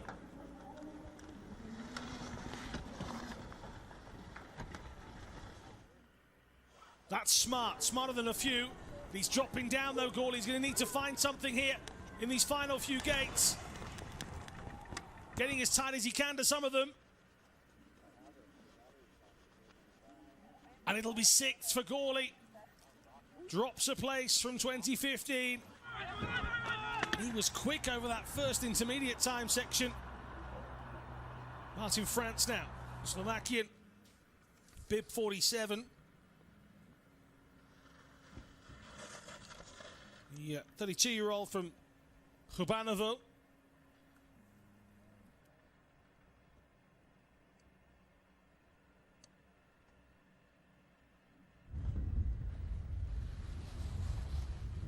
France just clipping that last gate. No use of poles for Martin France. The double Paralympian. Fifth in 2013 and then dropped down to 8th in the first intermediate time. His second drops him down to 7th though.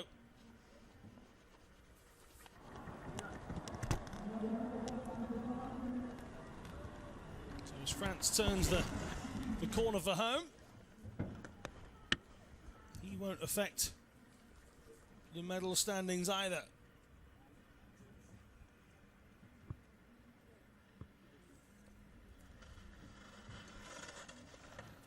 So Roger Ignasi Davi from Andorra, former Spanish team representative, now racing for the Andorran national team.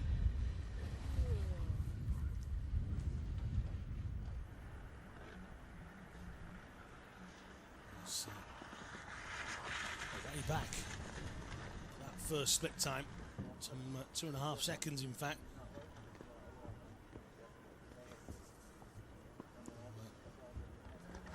Davi, work to do. Still a fair amount of contestants still to come here, including Bendrotti, the Italian, one of the medalists from yesterday, Kirk Schornstein of Canada, still to come. 2 Americans towards the back end as well, Stanton and Walsh. So maybe changes to the medal positions. Davi finishing in 1:10.96. Puts him in 14th position. Martin Vers.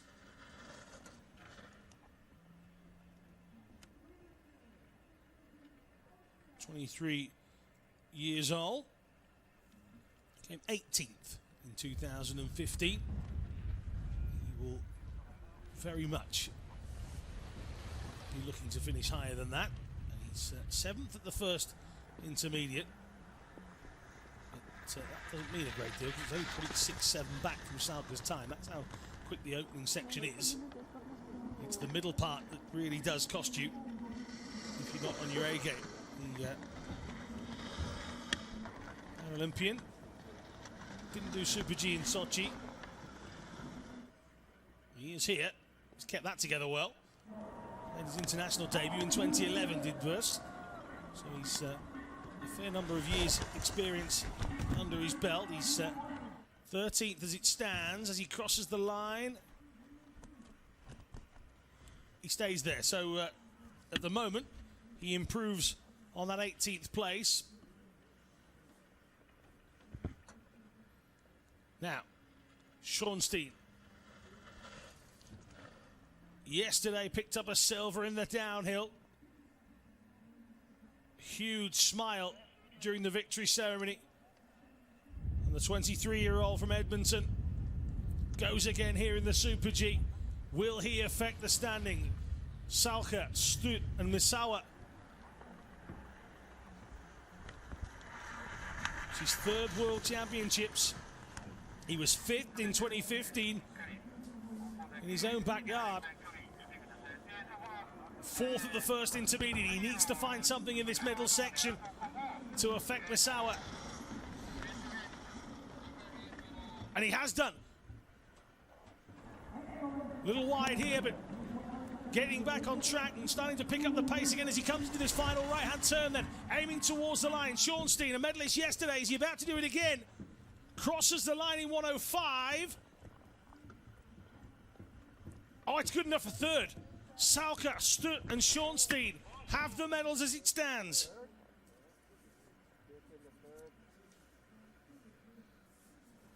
Misawa edged out. So you now need to finish inside 106 to stand a chance of a medal. Thomas Walsh, can he do that?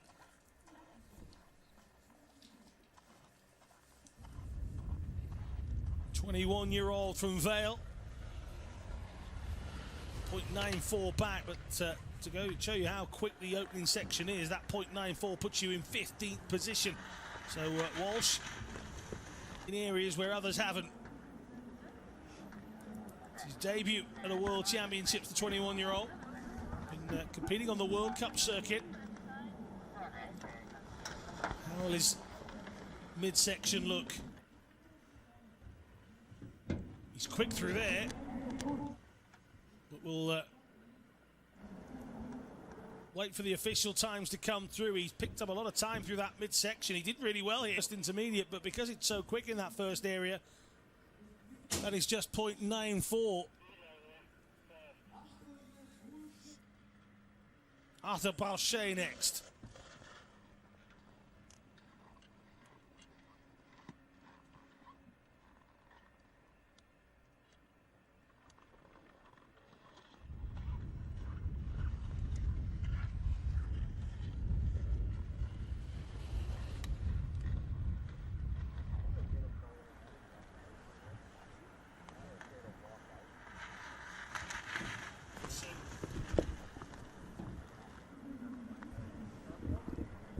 Then inside Salcher's time at the first intermediate. This is quick from the Frenchman.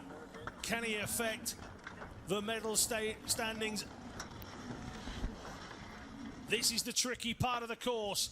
Holding it together. It's a good tight line from Balchet here. He's dropped outside Salcher's time, but he is inside the medals here as it stands. 16-year-old, fifth yesterday. Bit of a surprise. He comes in here.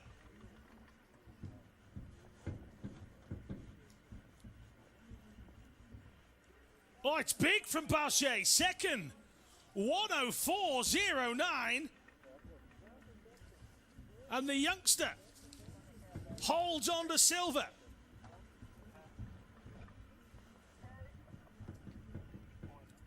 Well, fabulous run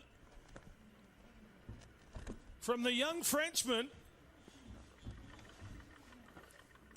And it's all smiles, getting the congratulations from Thomas Walsh. One of the flags being repaired on the course to the gates. It's, destroyed. Well, the leaderboard changes. Balchet slots into second.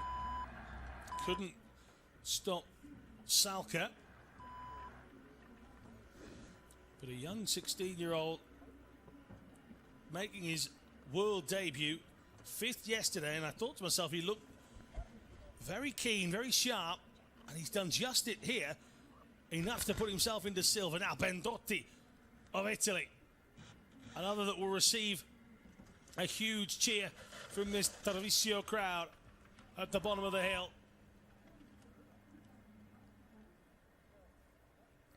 How's he faring in the opening stages?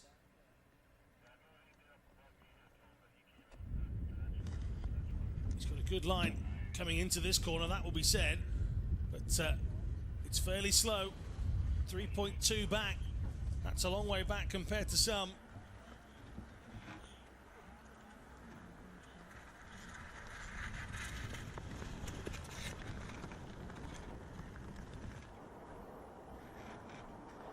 Bendotti.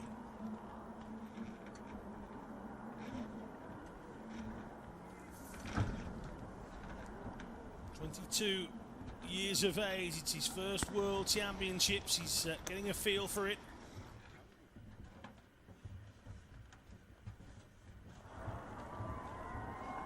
His debut in the 2015-2016 season, so huge strides already. And through the line he comes. 116 or so is what we'll get from Bendotti.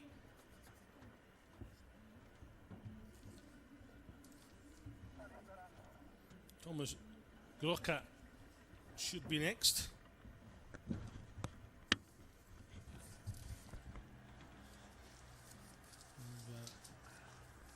A slight delay before we get KRAKO out of the starting game. Don't forget, if you want to get in touch with us, you can do so by using the hashtag. It's Tarvisio 2017, Tarvisio 2017. Let us know your thoughts. Who are you? Where are you watching from? Are you enjoying it?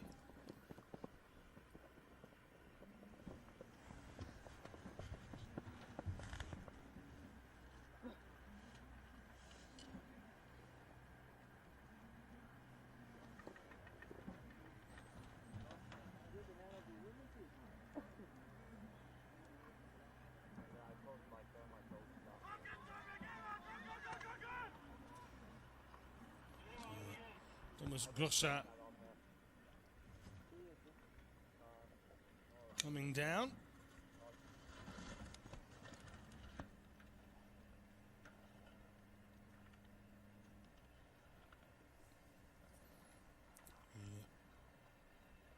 Leaves one of those flags flailing in his wake.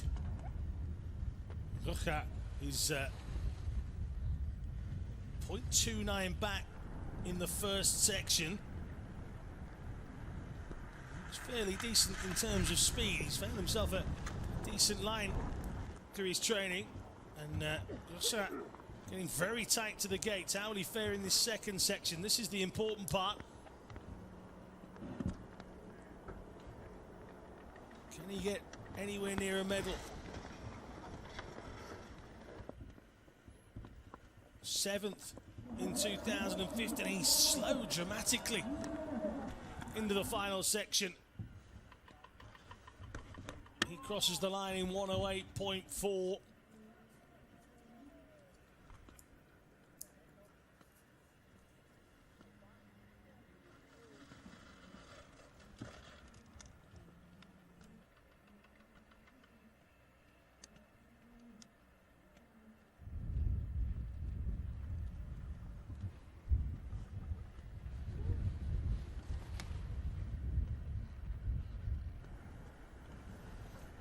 James Stanton now. Second of the two Americans to tackle this Super G slope. Remember, this is shorter than the downhill.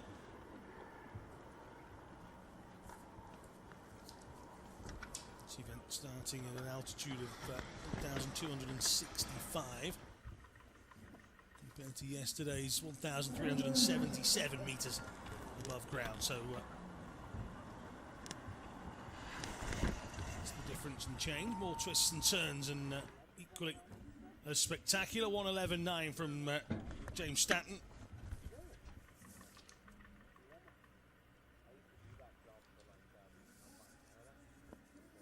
Jasper Belgium of Belgium is next. So Belgium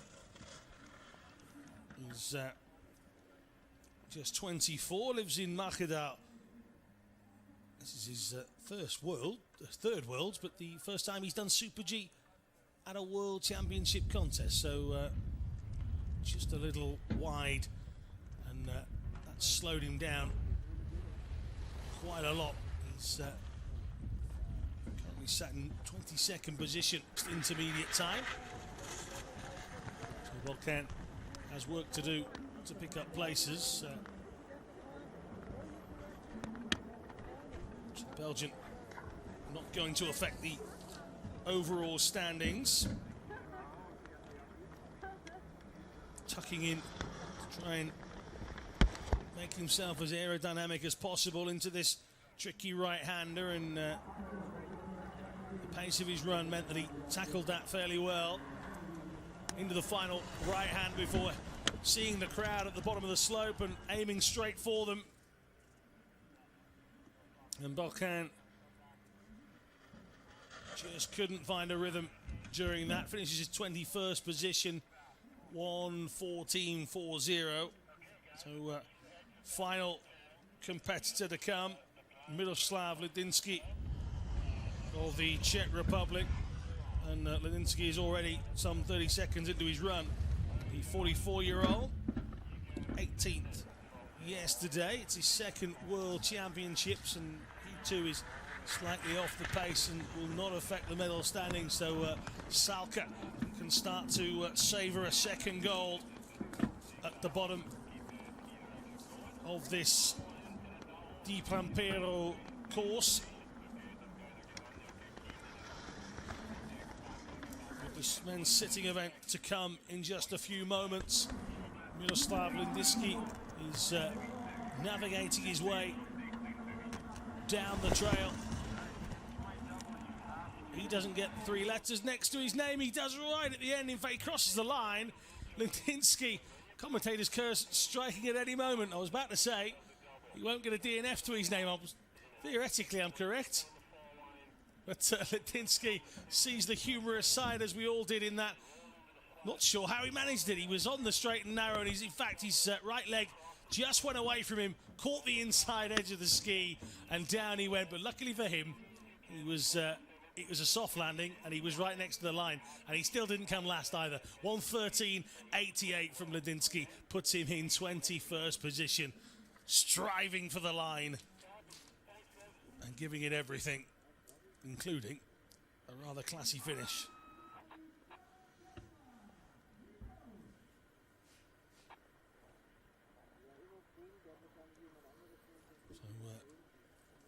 The overall standings just here. Markus SALCHER picking up the goal, 103.88. Arthur Bochet, 0.21 behind. He managed, the 16-year-old, what many couldn't, with far more experience than him, getting himself into those medals. Full run in 103.88. Never really in any danger.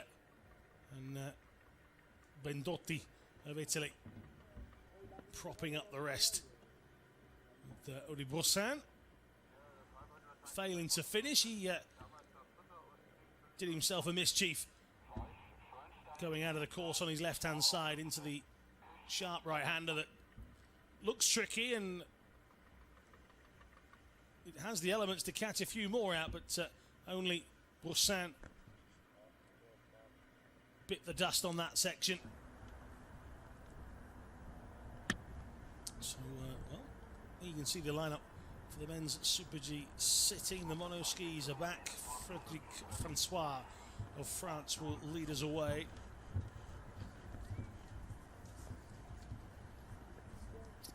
And by my maths, I think there are 27 competitors taking part in this sitting event. There you go. And Hjoen for Holmgrimsson of Iceland will be the final name across the line. Enrique Franti of Argentina also taking part as well. Danilo Rossi of Italy will have the home interest.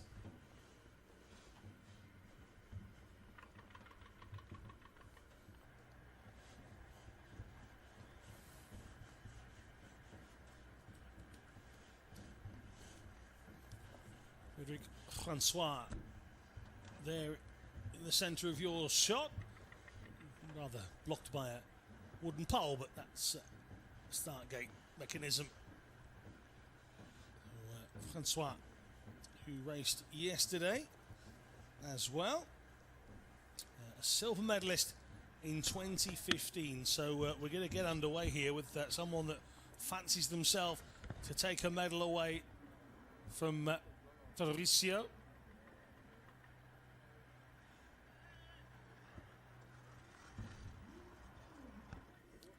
And here comes Francois then. 2 medals in 2015, this event being one of those, the silver. 5th place in Sochi. They want to head towards Pyeongchang in better form than that. Points the way.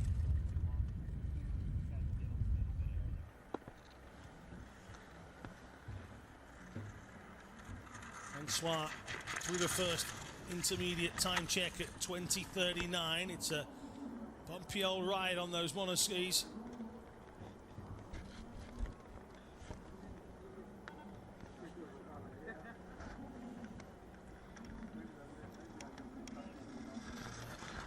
Francois paving the way for the rest of the field.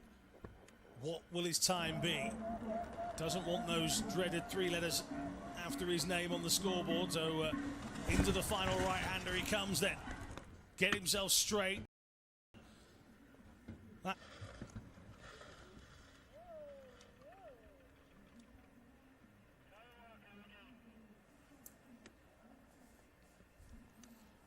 Igor Sikorski of Poland is next.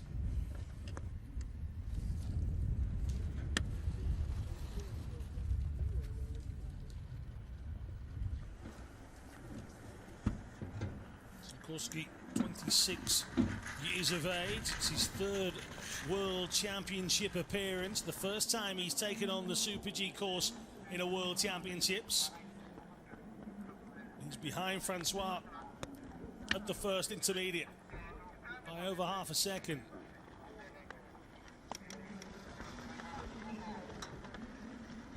Into this tricky left-hander. Got to stay nice and tight. You've seen a lot of people drifting off to the left-hand side of the screen, to their right, over the blue line and into the softer snow. 107.96. Just 0.22 the difference. He actually closed the gap in the final part. Now Tyler Walker of the United States of America. 30-year-old from New Hampshire. Had that big fall in Sochi.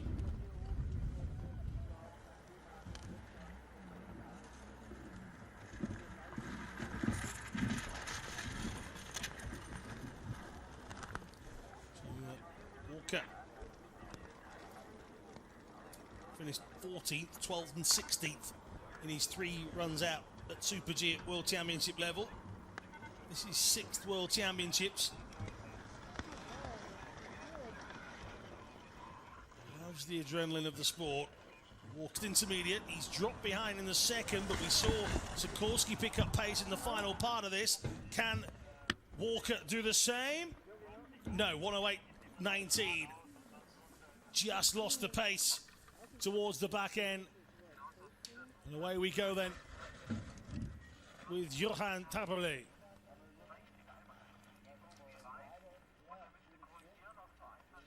Taberle, bib number 61. Frenchman, 35, lives in Morzine. Silver in 2030 and then dropped back as far as 13th position in 2015. He went into Sochi with that world silver medal and managed to get a DNF. So a big disappointment for him out there in Russia. He was 0.15 back at the first intermediate, but as again we've seen, a couple of these guys have been quicker over the second section. Oh, and he's down. Taberle just loses the left edge. It just goes from underneath him. And the monoski can be unforgiving. Taberle trying to get himself vertical, which is a good sign that he's fine. Pride would have taken a hit. That's a fact. So next up is Kenji Natsumi of Japan, number 62 on his bib, the 43-year-old who lives in Nagano. Hit a bump hard there. He did well to keep himself on the straight and narrow. But 43-year-old, 30-odd seconds back at the first intermediate. 10th in 2015. Really trying to hug a tight line and get close to the gates with his shoulders. You feel it's not fast enough for a medal contention. 126 down now at the second intermediate. And into the final bend he comes then, pointing towards this Tarvisio crowd at the bottom of the slope. And crosses the line. And comes to a slippery, slidey finish. But managed to pick up another place and go back to fourth. So Natsumi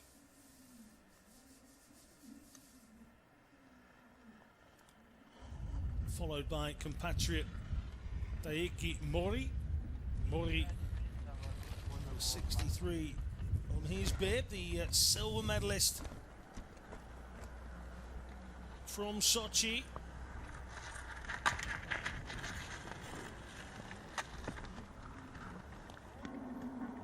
Taiki Mori aiming towards the medals. That's what he'll want. Francois continues to lead, 107.74 for him.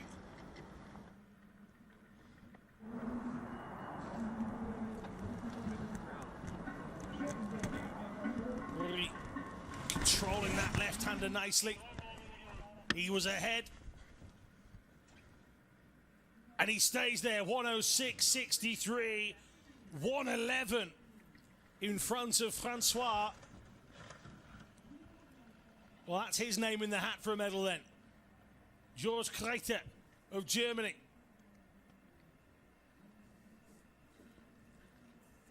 .31-year-old, a DNF in Sochi. That's the tricky right-hander done with.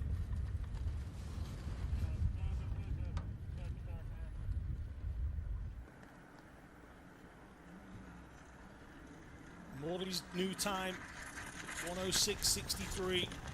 Is what Kreiter needs to come somewhere near. 2 golds in the super combined and the giant slalom.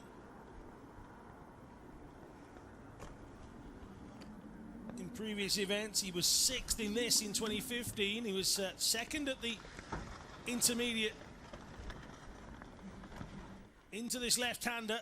Oh, he's hit a bobble here. Not many people are that close to the flag on the right-hand side of your shot, the blue flag, and Kreiter out of vision and all over the shop. He's managing just about to hold it together. Very wide at the last left.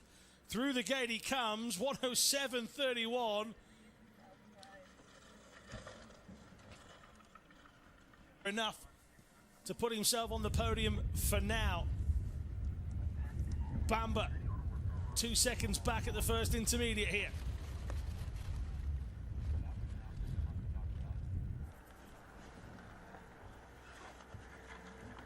Compete for Serbia in the former Yugoslavia. Jasmin Bamba, but he's very much American. Been there many years now.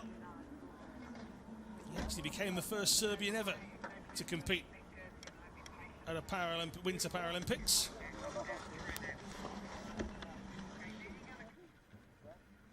When he did so in Vancouver. Sliding around that left-hander, just having to correct it a little, and again here, really having to dig the edge of the ski in to maneuver, and well, he'll come over the line in 7th position.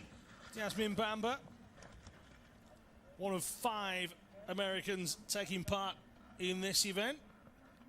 Japan have 4.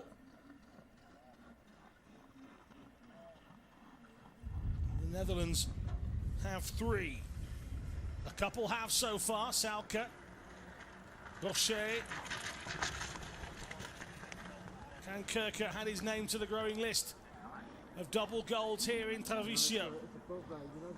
He was outside at the first intermediate, so he's got work to do if he wants to do this. To pick up both speed titles, he's actually going to have to pick up his own speed. It's as simple as that. He has done as well, you know. Well inside a second up on Mori through the middle section.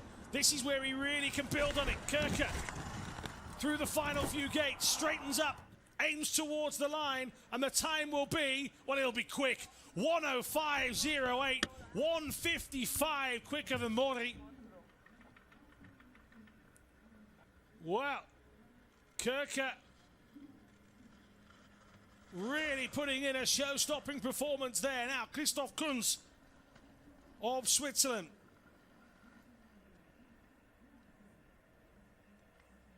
Gold medal winner at the slalom in Sochi. His previous 3 World Championship visits to a Super G course have given him an 8th, a 7th and a 6th. And KUNZ is down at the first of our time checks. 34-year-old circuit so far this season. Can he turn left-hander? He can. He was inside KURKA's time at the last time check. How much more has KUNZ got as he turns into this final bend? Now down towards the line. KUNZ looking for a medal. What will it be? 1:04.35. Christoph KUNZ with a humdinger of a time. 1:04.35. 0.73 inside KURKA. And here comes Joshua Elliott. They're thick and fast here. But KUNZ has put himself at the top of the pile.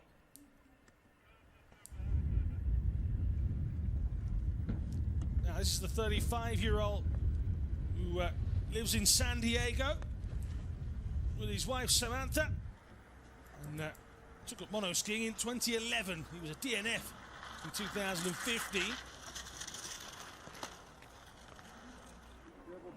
So going better than that always has to be the aim. Getting to the line sometimes could be the hardest challenge, never mind the speed. Still reeling from that time from Christoph KUNZ. Superb ski through that middle section. Elliott well outside of the medal times, but he will indeed make the line, unlike 2015. On 10.82 for him. Next up out of the gates is Akira Kano. We saw Kano in action yesterday. The 30-year-old from Abashiri, gold medal winner in Sochi. If there's one man that would like to affect the top of this leaderboard, it is this man in the center of your screen right now. And he sends his monoski hurtling towards the finishing line. He's already inside at the first interval. The first time check puts Kano quick.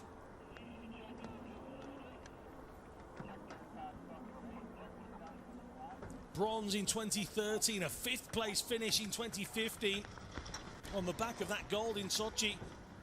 Disappointed him greatly. Into the left-hander towards the end then. And it's slow. Kano needs to find something in these final few turns. Not sure he's going to. He's outside of gold, silver, and he's got bronze at the moment. 1:06.59. He dug deep towards the end. He was down as far as 5th at one of the time checks. Now Corey Peters.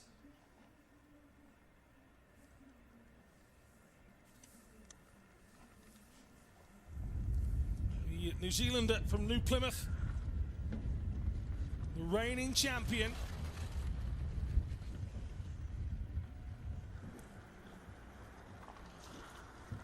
Sixth in Sochi, won the downhill and the Super G at the last World Championships. Things you find out about these guys. He's inside the time again at the first intermediate. But then he's down at the second. This is the tricky part.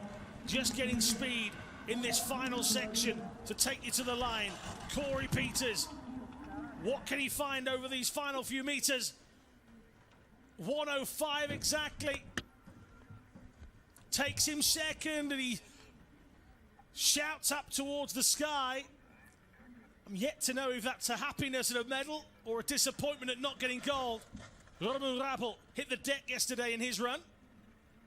He was a real contender for a medal as well. The Austrian, the 25-year-old, came fourth in 2015. Picked up a downhill medal in 2015. Fell yesterday. And we await Roman Vrabel. Here he comes. Sometimes worry when you get a long pause. So Vrabel, despite hitting the deck yesterday, stays on his monoski today. He's fairly quick in the opening section. Needs to maintain it. It's been the second part of the course that's been the deciding factor, and he's dropping. Down as far as 8th position here. Final right-hander over the hill and into my view. Out of the window he comes. Vrabel crossing the line in 1:06.8. 1 second and a fair bit outside of KURKA's bronze medal time at the moment. Now, Jesper Pedersen, the Norwegian, 17 years of age, 8th in the downhill yesterday. Time.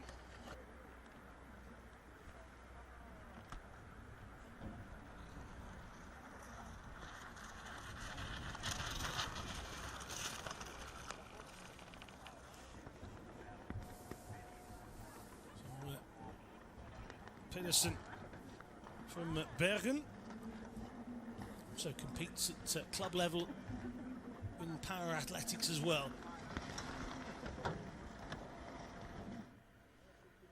Held his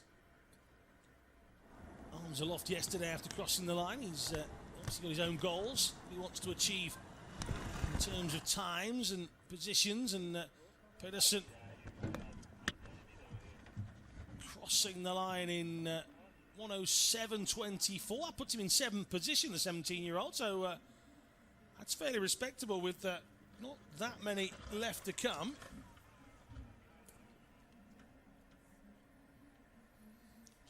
So, Takeshi Suzuki of Japan now. A slalom world and Paralympic champion. The 28-year-old from Fukushima comes over the brow of that shot. Somewhat off the pace in the opening section.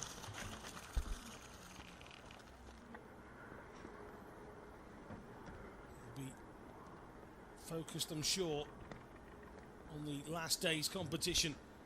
That slalom event. Will Suzuki.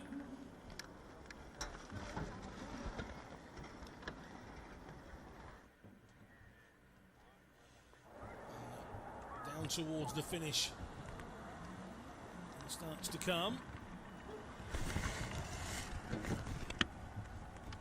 Suzuki will cross the line well outside of the medal positions, but his time will be 1:09.70.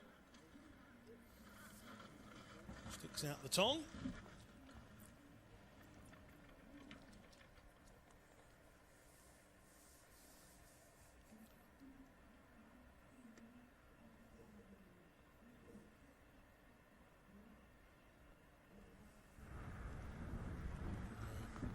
Sawyer, Australia, should be next up. The 38-year-old from Melbourne.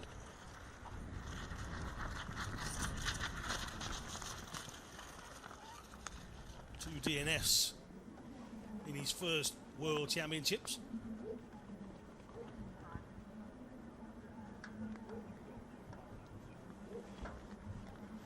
Sawyer navigating his way down this Tarvisio piste onto the final right-hander for straightening up and tucking in as much as he can, and Sawyer crosses the line in 1:09.68.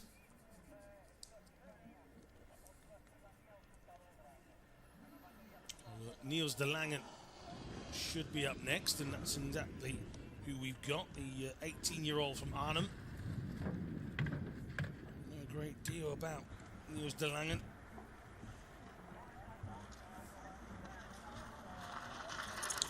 World Championship debutant.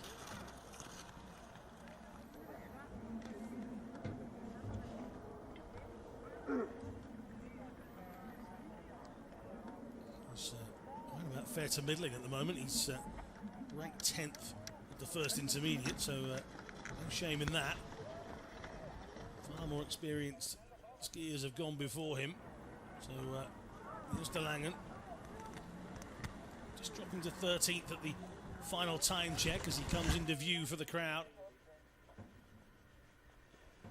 A few screams of support as De Langen brings himself to a halt. And, I'm going to take that as a smile. Might not have been. Floris Meyer, another of the Dutch contingent. A DNF yesterday in the downhill. 27 years of age from Hilversum. He's a little bit slower than De Langen through the first section.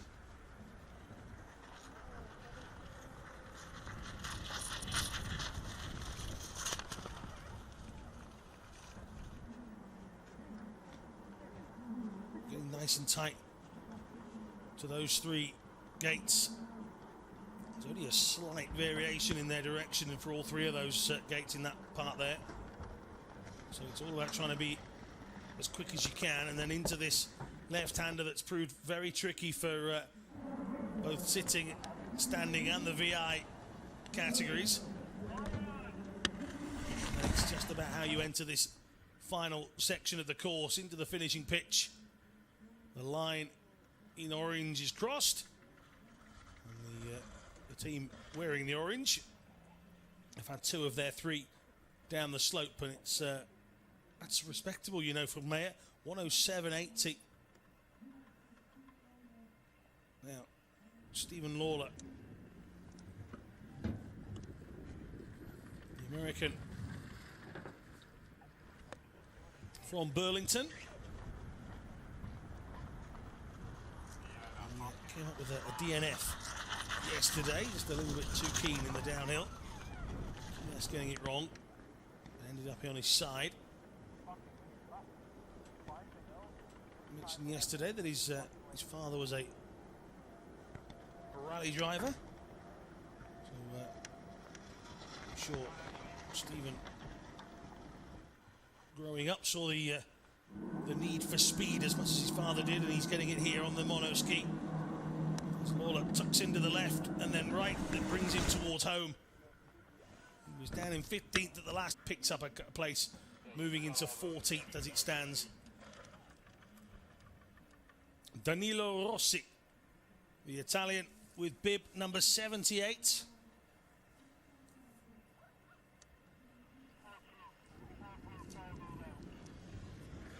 One of two Italians scheduled down, and Rossi has lost BOCHET. Bossan, should I say, earlier on. And again, we hope for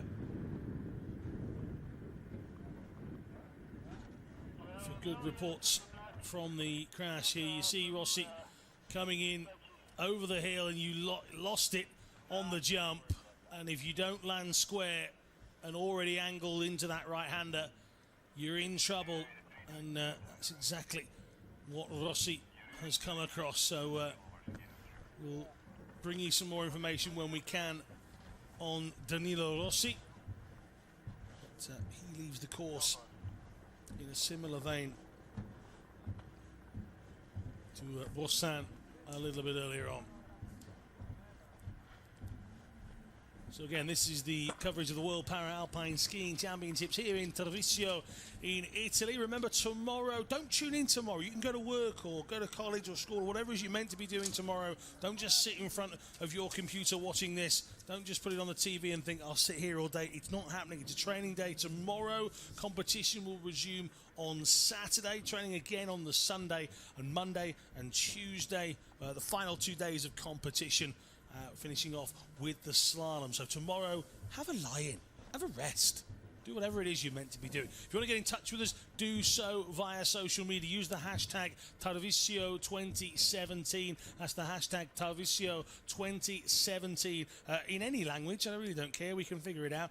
Send us a message to the hashtag Tarvisio2017, and if we get some really good ones, we'll try and read them out as we go along. My internet is a little bit ropey here in this little cabin I've got, but we get there in the end. And all the information you need, by the way, www.paralympic.org/alpine-skiing. If you want any more information on World Para Skiing, that's the place to go to. The Paralympic website is good for all para sports, of course.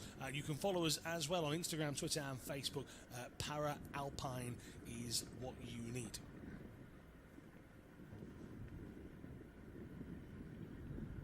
Io mi klepo al gard anche sa gondola e uno tapal.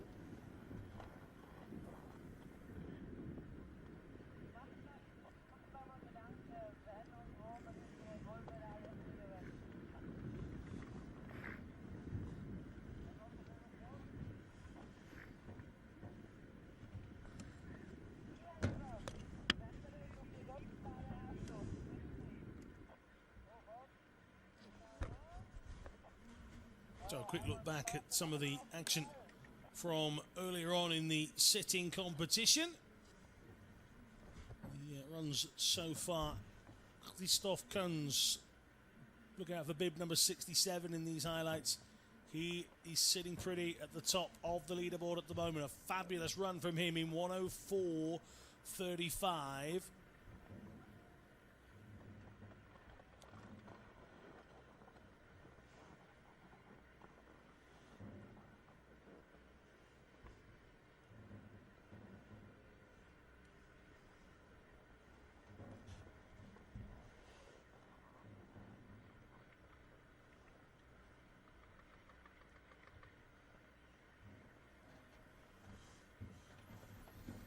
That is KUNZ on your screen at the moment, so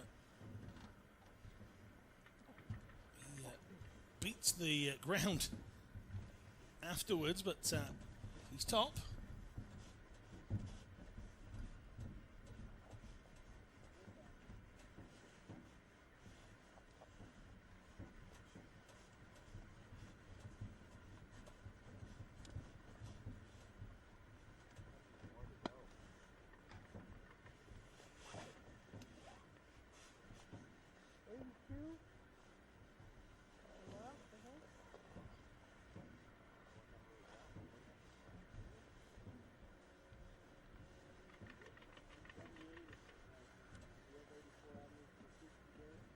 Our last one. It was a nice one. Yeah. 78 is equal to that. Yeah. The Italian?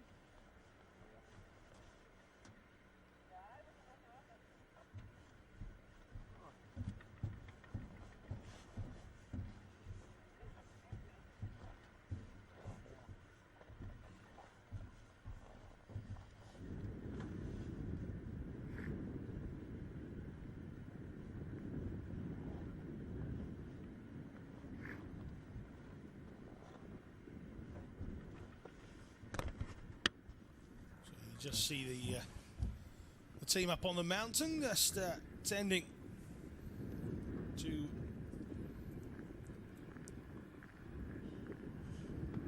was involved in a paragliding accident in 2006, so he's been competing for a few years now after the recovery process of that, and well, he's recovered from his little trip into the V-netting as well, and the guys up on that section of the slope must be thinking, why us again? That's exactly the same area that we lost out a little bit earlier on as well, and Jordan Brossin went hurtling through.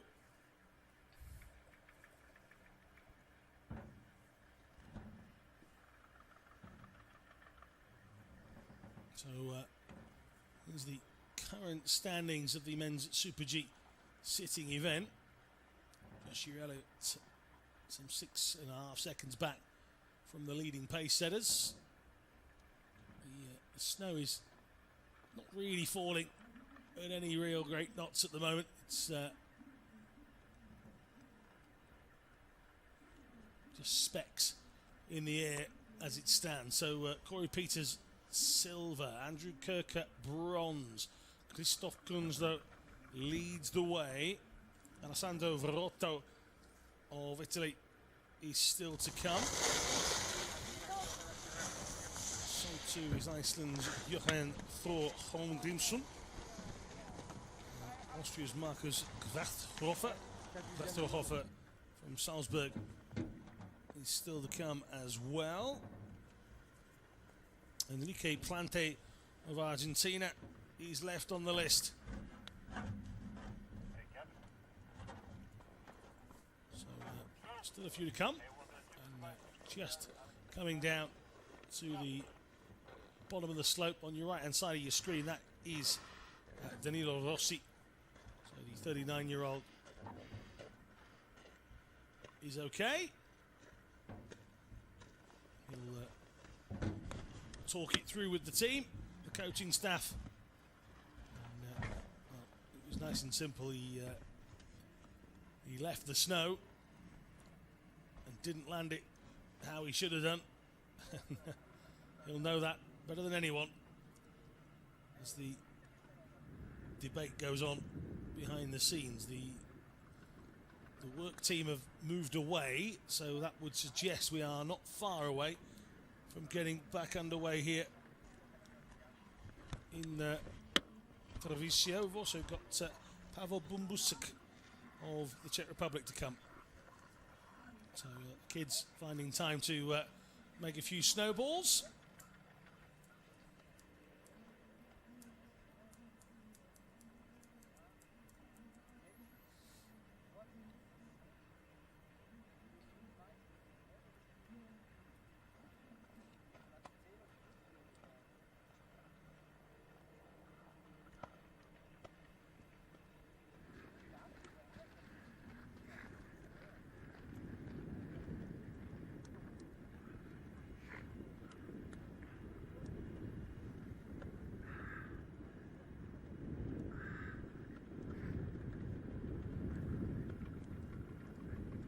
If you're just tuning in, we've a slight delay in our final event of this second day.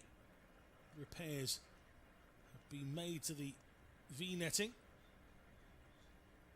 and I'm being told we're about a minute or so away from getting started again in this competition. So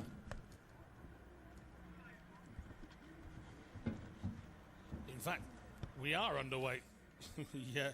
Jeroen Kamschur of the Netherlands, fifth yesterday in the downhill. It's a debut major event for him. So maybe that fifth is giving us a sign that there's another up-and-comer from the Netherlands. Also just 17, Niels de Langen, 18. He's fairly quick here. Is Kamschur. He's from Hilversum, the Netherlands. Kamschur moving along nicely here. 104.35 the time to beat. Might not be around that, but he would love to be pushing on the door of a medal, perhaps. Coming up towards the second intermediate time. I'll try and give you a time check on that. He's dropped off the pace. He struggled in that middle section as he comes down towards the line. He's going to be in the 108s, 109s maybe, 108 late. So 108.59 the official time, ending up in 13th. He was struggled on an early fall here. An early fall in our next run. That was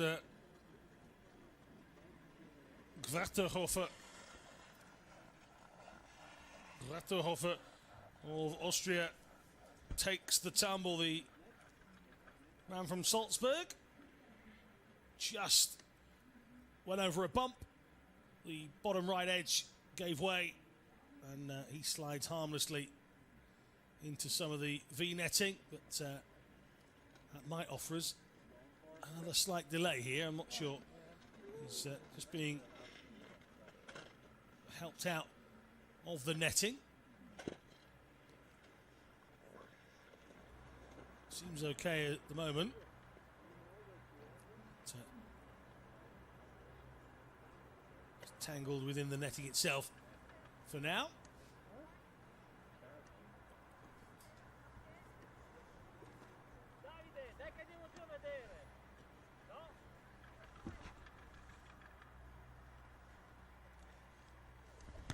The Austrian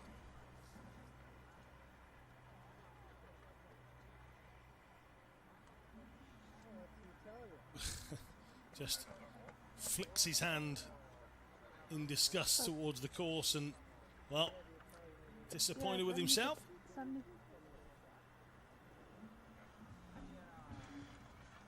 I'm not sure that it was Christoph. I think that's I actually think that's Verotto. He's meant to be bib number 80, but I think that's bib 81. In fact, it is.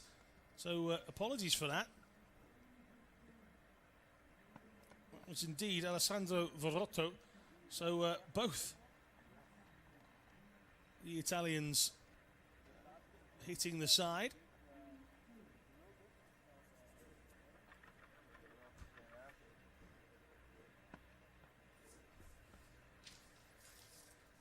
And, we'll wait and see who the next out of the gate is then. But,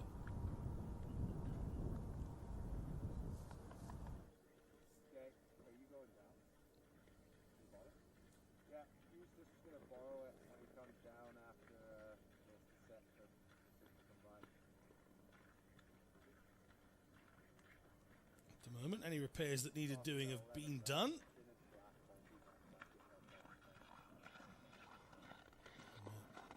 Long trudge back up the hill to their safety positions for the marshals.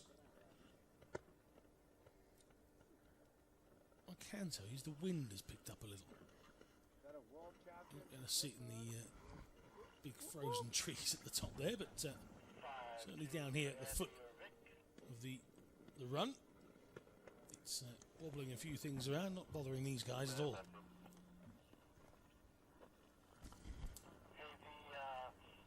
Texting and tweeting away, I'm sure.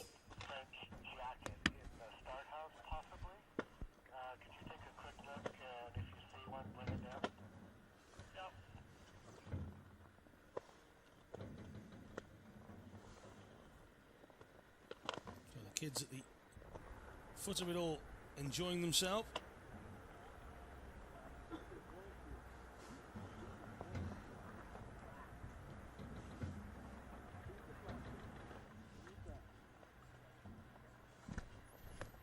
And we're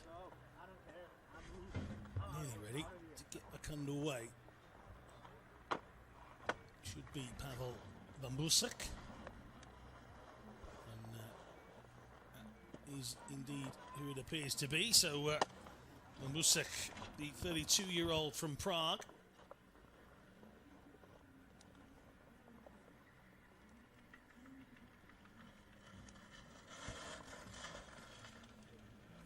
cutting through the slope as he starts his journey down. So the first 20 seconds without problem so far for the Czech skier. The debut major. Oh, and he's come unstuck as well. So Bambusek's journey is a short one. It just came out of nowhere. Got it all sidewards, hit the bump, hit the deck, and well, there was a little change in the surface at that part of the course, and it's caught a few out. And Bambusek is indeed one of those. Starting quite a gathering in that bottom section.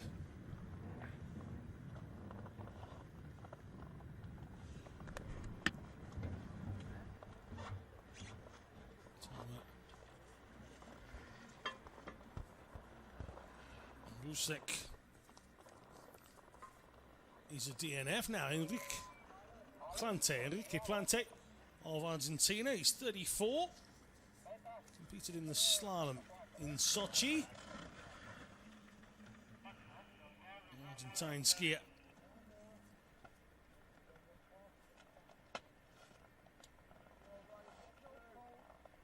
Look to put in a decent performance here now. He starts to approach the area that's caused a few issues, and he's got through it rather nicely as Plante, so it can be done, you see. Some way back time-wise. Plante, again, one of those that will have his own goals he'll want to achieve here in Tarvisio.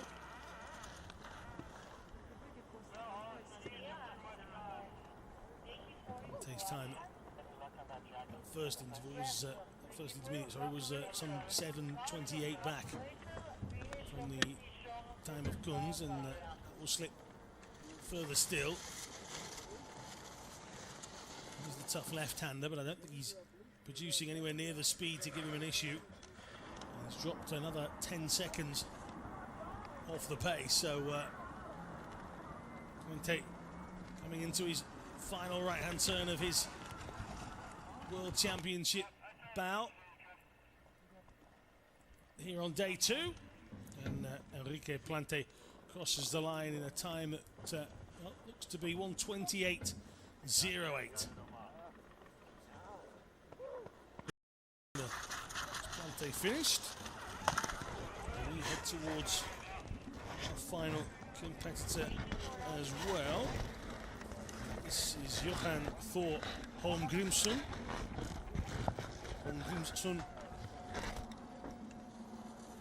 24 years of age. He's the first male Icelandic skier to represent his country at a Winter Paralympics. So, big honour for Holmgrimsson.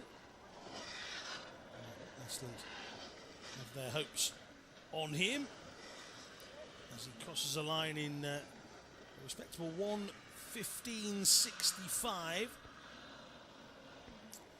But it's KUNZ's run a little bit earlier on. He went past KURKA's time. Peters couldn't catch him. 2 Japanese skiers just missing out. It's been a day full of action. A few spills as well, it has to be said. But day 2 here at Tarvisio is just about done. We'll be back with you in a little while with the medal ceremonies, but let's have a quick catch up on the results then. Christoph, KUNZ, Corey Peters and Andrew KURKA will make their way onto the podium in a little while. It's tough luck for Akira Kano, finishing in behind.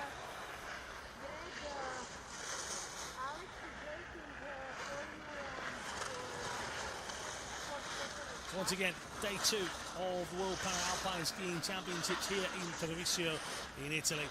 And the action itself has concluded. We will have the medal ceremonies for you in a little while. Once again, for all the information you need to know, www.paralympic.org/alpine-skiing. You can follow us at Para-Alpine on Facebook, Instagram and Twitter as well. Get in touch with us if you've got any questions about the event. Or you want to just let us know where you're watching from, and please do use the hashtag for the event, which is Tarvisio 2017. Lots of bumps, lots of spills, lots of quality skiing that has given us some sensational times down this piste. I'll be back with you in a little while.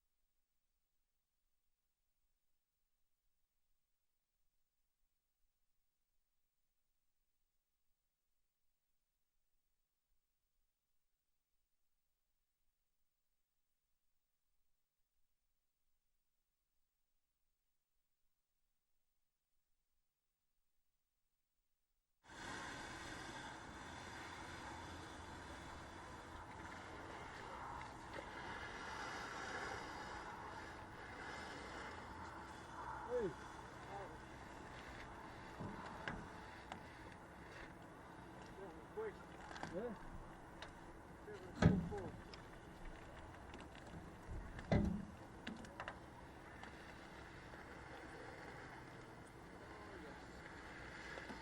Aiuta sta signora a ritirare e riavere a destra.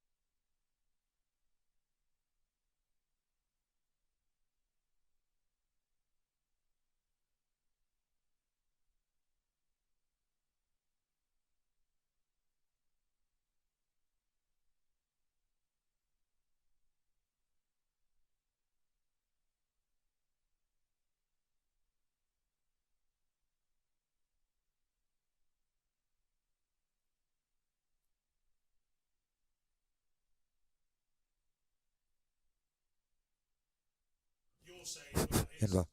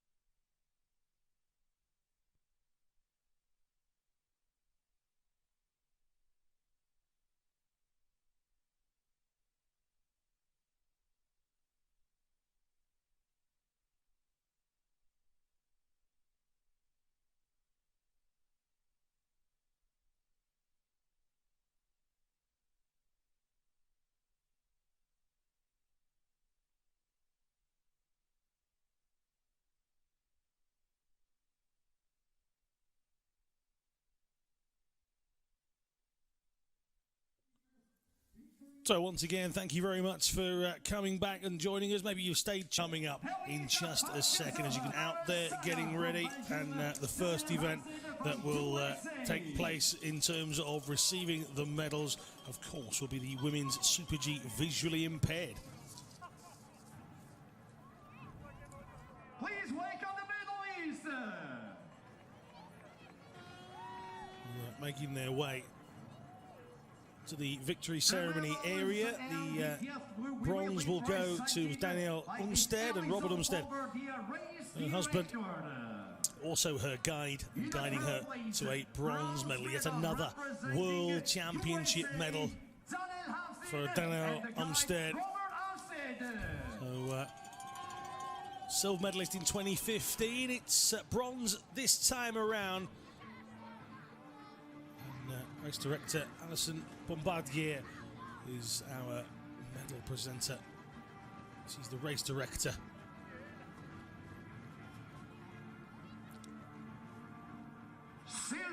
Of course, if you're new to Parasport, the guide in the VI events receives medals as well. Silver went to Eleonor Sana. Chloe Sana, her sister, is the recipient of a medal as well as the guide. Picked up bronze yesterday in the downhill. It's her second Worlds, but she's picked up 2 medals this time around after 2 disqualifications in 2015. But this lady was stunning down the Super G course. The Slovakian Henrieta FARKASOVA, Natalia Subotova. Silver yesterday in the downhill, but not to be outdone. The Winter Paralympic champion is world champion as well.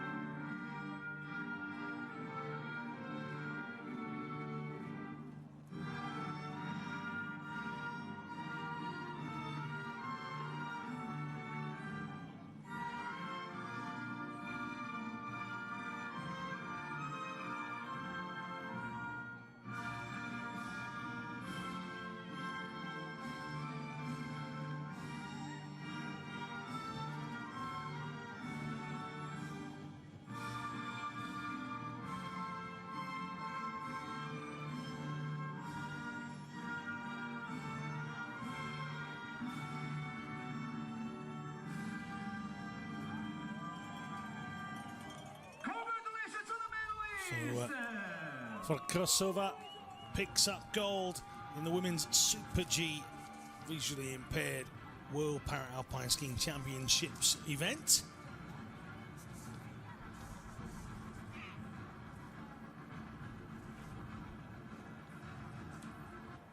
Next up in a couple of moments will be the standing event. Grazie.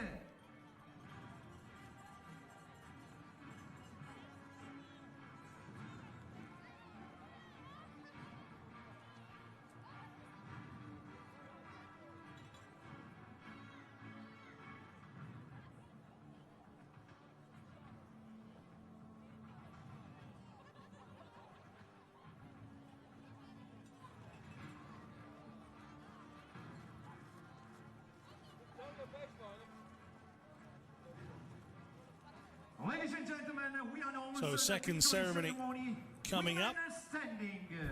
Please welcome the medalist. Bronze for this one, Andrea ROTHFUSS of Germany in a time of 1:10.93. Alana RAMSAY of Canada with a fantastic performance coming in 1:09.39,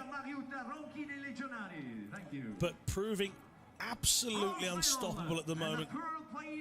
Marie Boucher of France, 1:08.92, sensational. Tiziano Briani will be our medal presenter this time around. ROTHFUSS receiving her bronze.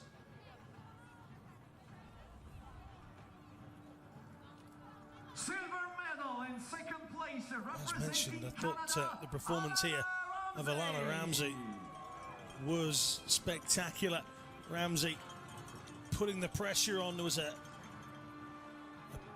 big, wide left-hander, and if not for that, she might have been even closer, you know. But she recovered it, kept on coming, and her speed put the pressure on. But BOCHET went out first from the start gate at the top of the mountain. And, well, she's king of the podium as well, queen of the podium at least. BOCHET of France, that time 108.92. It's 2 golds in 2 days. She'll have her sights set on all of them, you know that for a fact.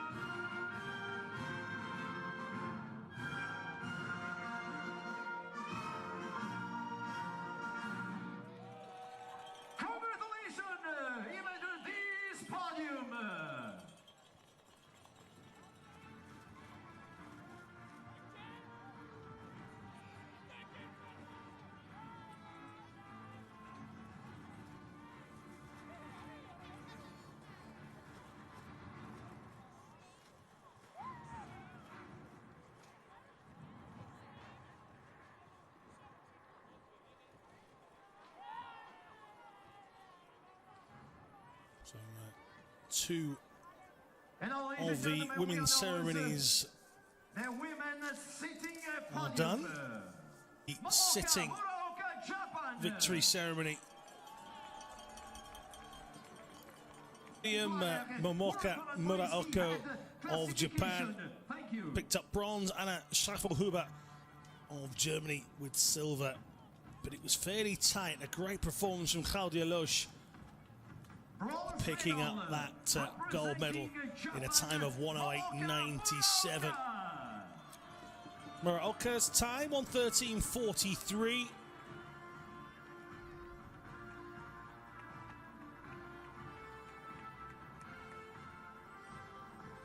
Silver medal in 2nd place, representing Germany, Anna SCHAFFELHUBER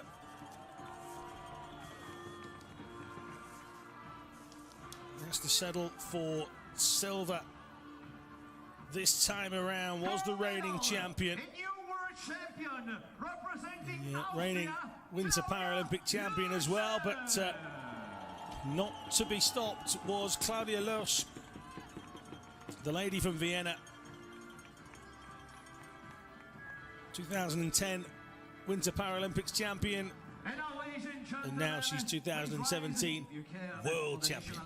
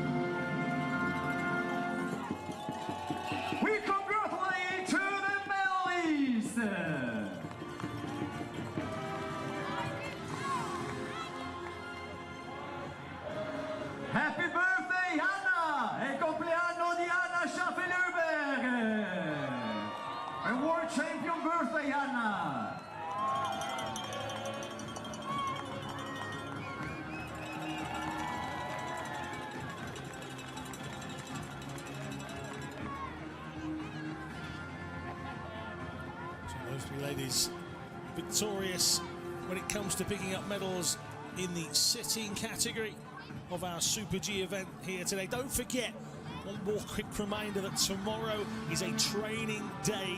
We won't be streaming out live anywhere, so do have tomorrow off. I'm going to. Saturday we are back. Sunday is a down day for training as well before we return. Slalom action towards the back end or beginning of the week following. So the Monday and Tuesday next week live. So don't forget that on Saturday we start at 10 o'clock. Racing starts And ladies and at gentlemen, 10 victory Central ceremony European time. So of the men, 10 easily a.m. impaired. start time Best medalist on Saturday. MARCOUX, Canada. Jakub, KRAKO, Slovakia. The three Giacomo, medalists BERTAGNOLLI, for Italia.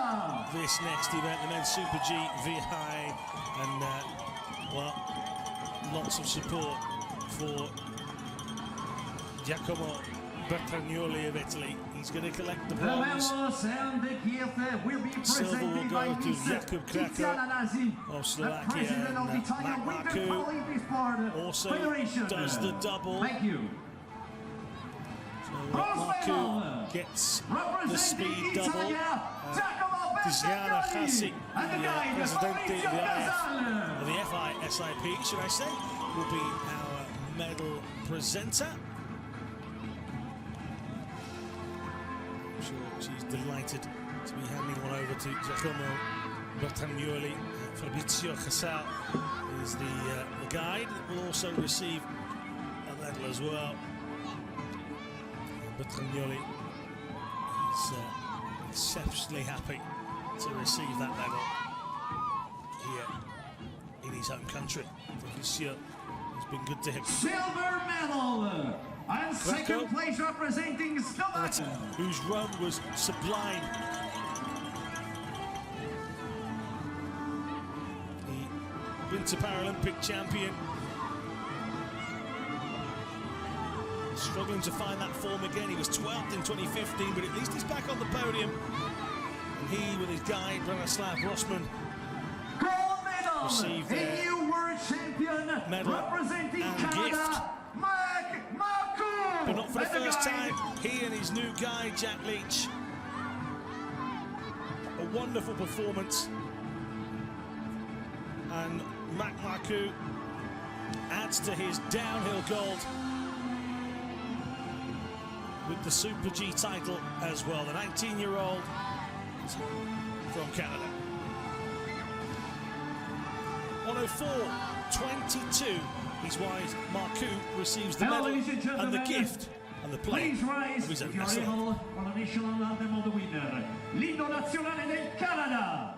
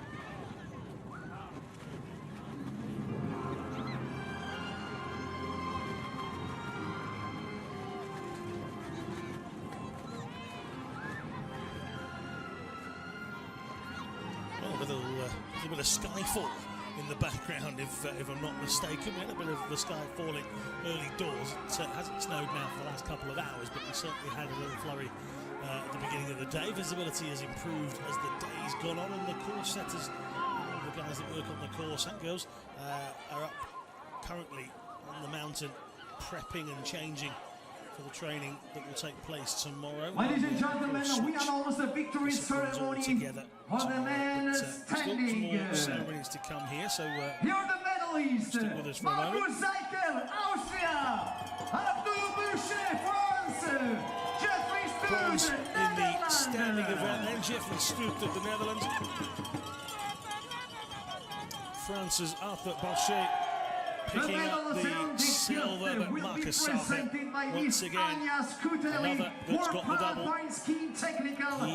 He was superb. The speed double is his, 103.88. Now, World Paralympic Skiing Technical Delegate will present the medals, to believe.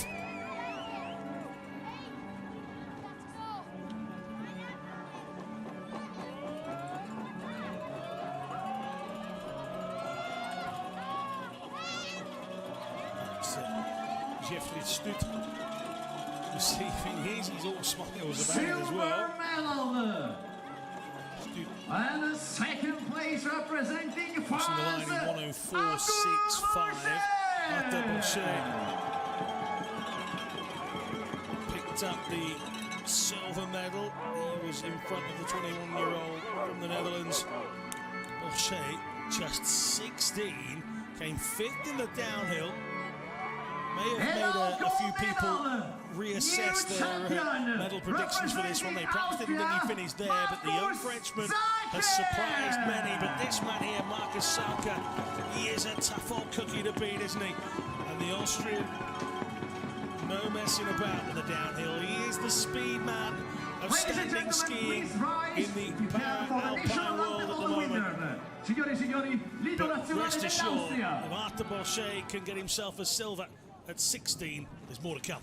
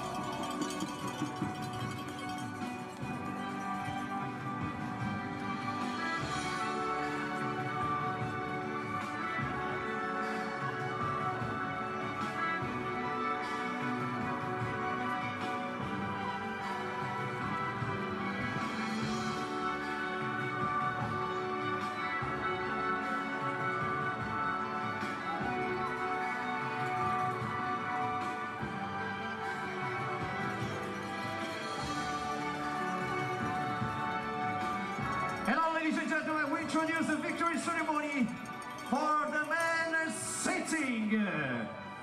These are the medalists: Christoph KUNZ, Switzerland; Corey Peters, New Zealand; final medal ceremony then, and Andrew KURKA, for a while, probably felt like he'd maybe done enough to win it. His time of 105.08 was very good, and then The medals and the gift will be 100th of a second presented by quicker than that was Elisabetta Corey Peters, Salchelli, but Christoph KUNZ in 104.35, absolutely smashing it up, representing USA, delivering Andrea the gold for Switzerland.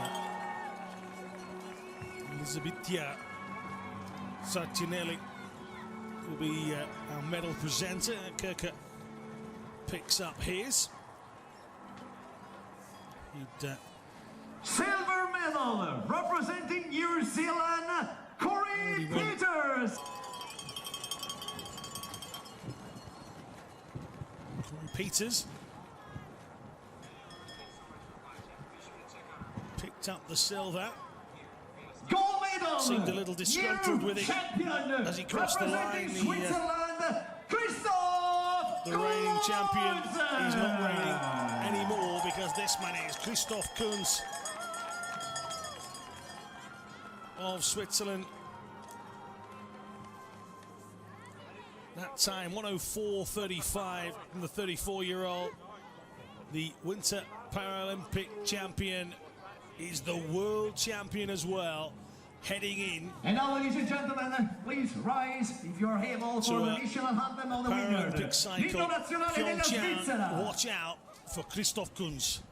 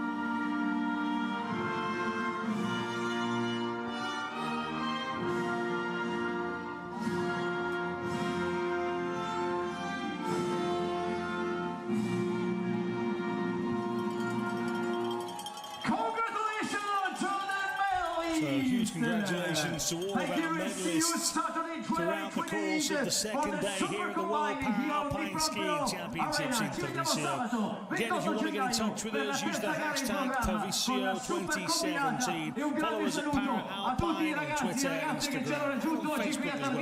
Give us a like over there on the Facebook page. The keys for a few hours at least. As preparations now turn towards the super combined events. We're going to tune in on Saturday. Don't be tuning in tomorrow.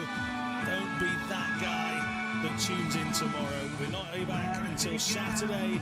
But for all of us here at the World Para-Alpine Skiing Championships in Tarvisio 2017, it's been a great day too. Competition day 3 will be just as good.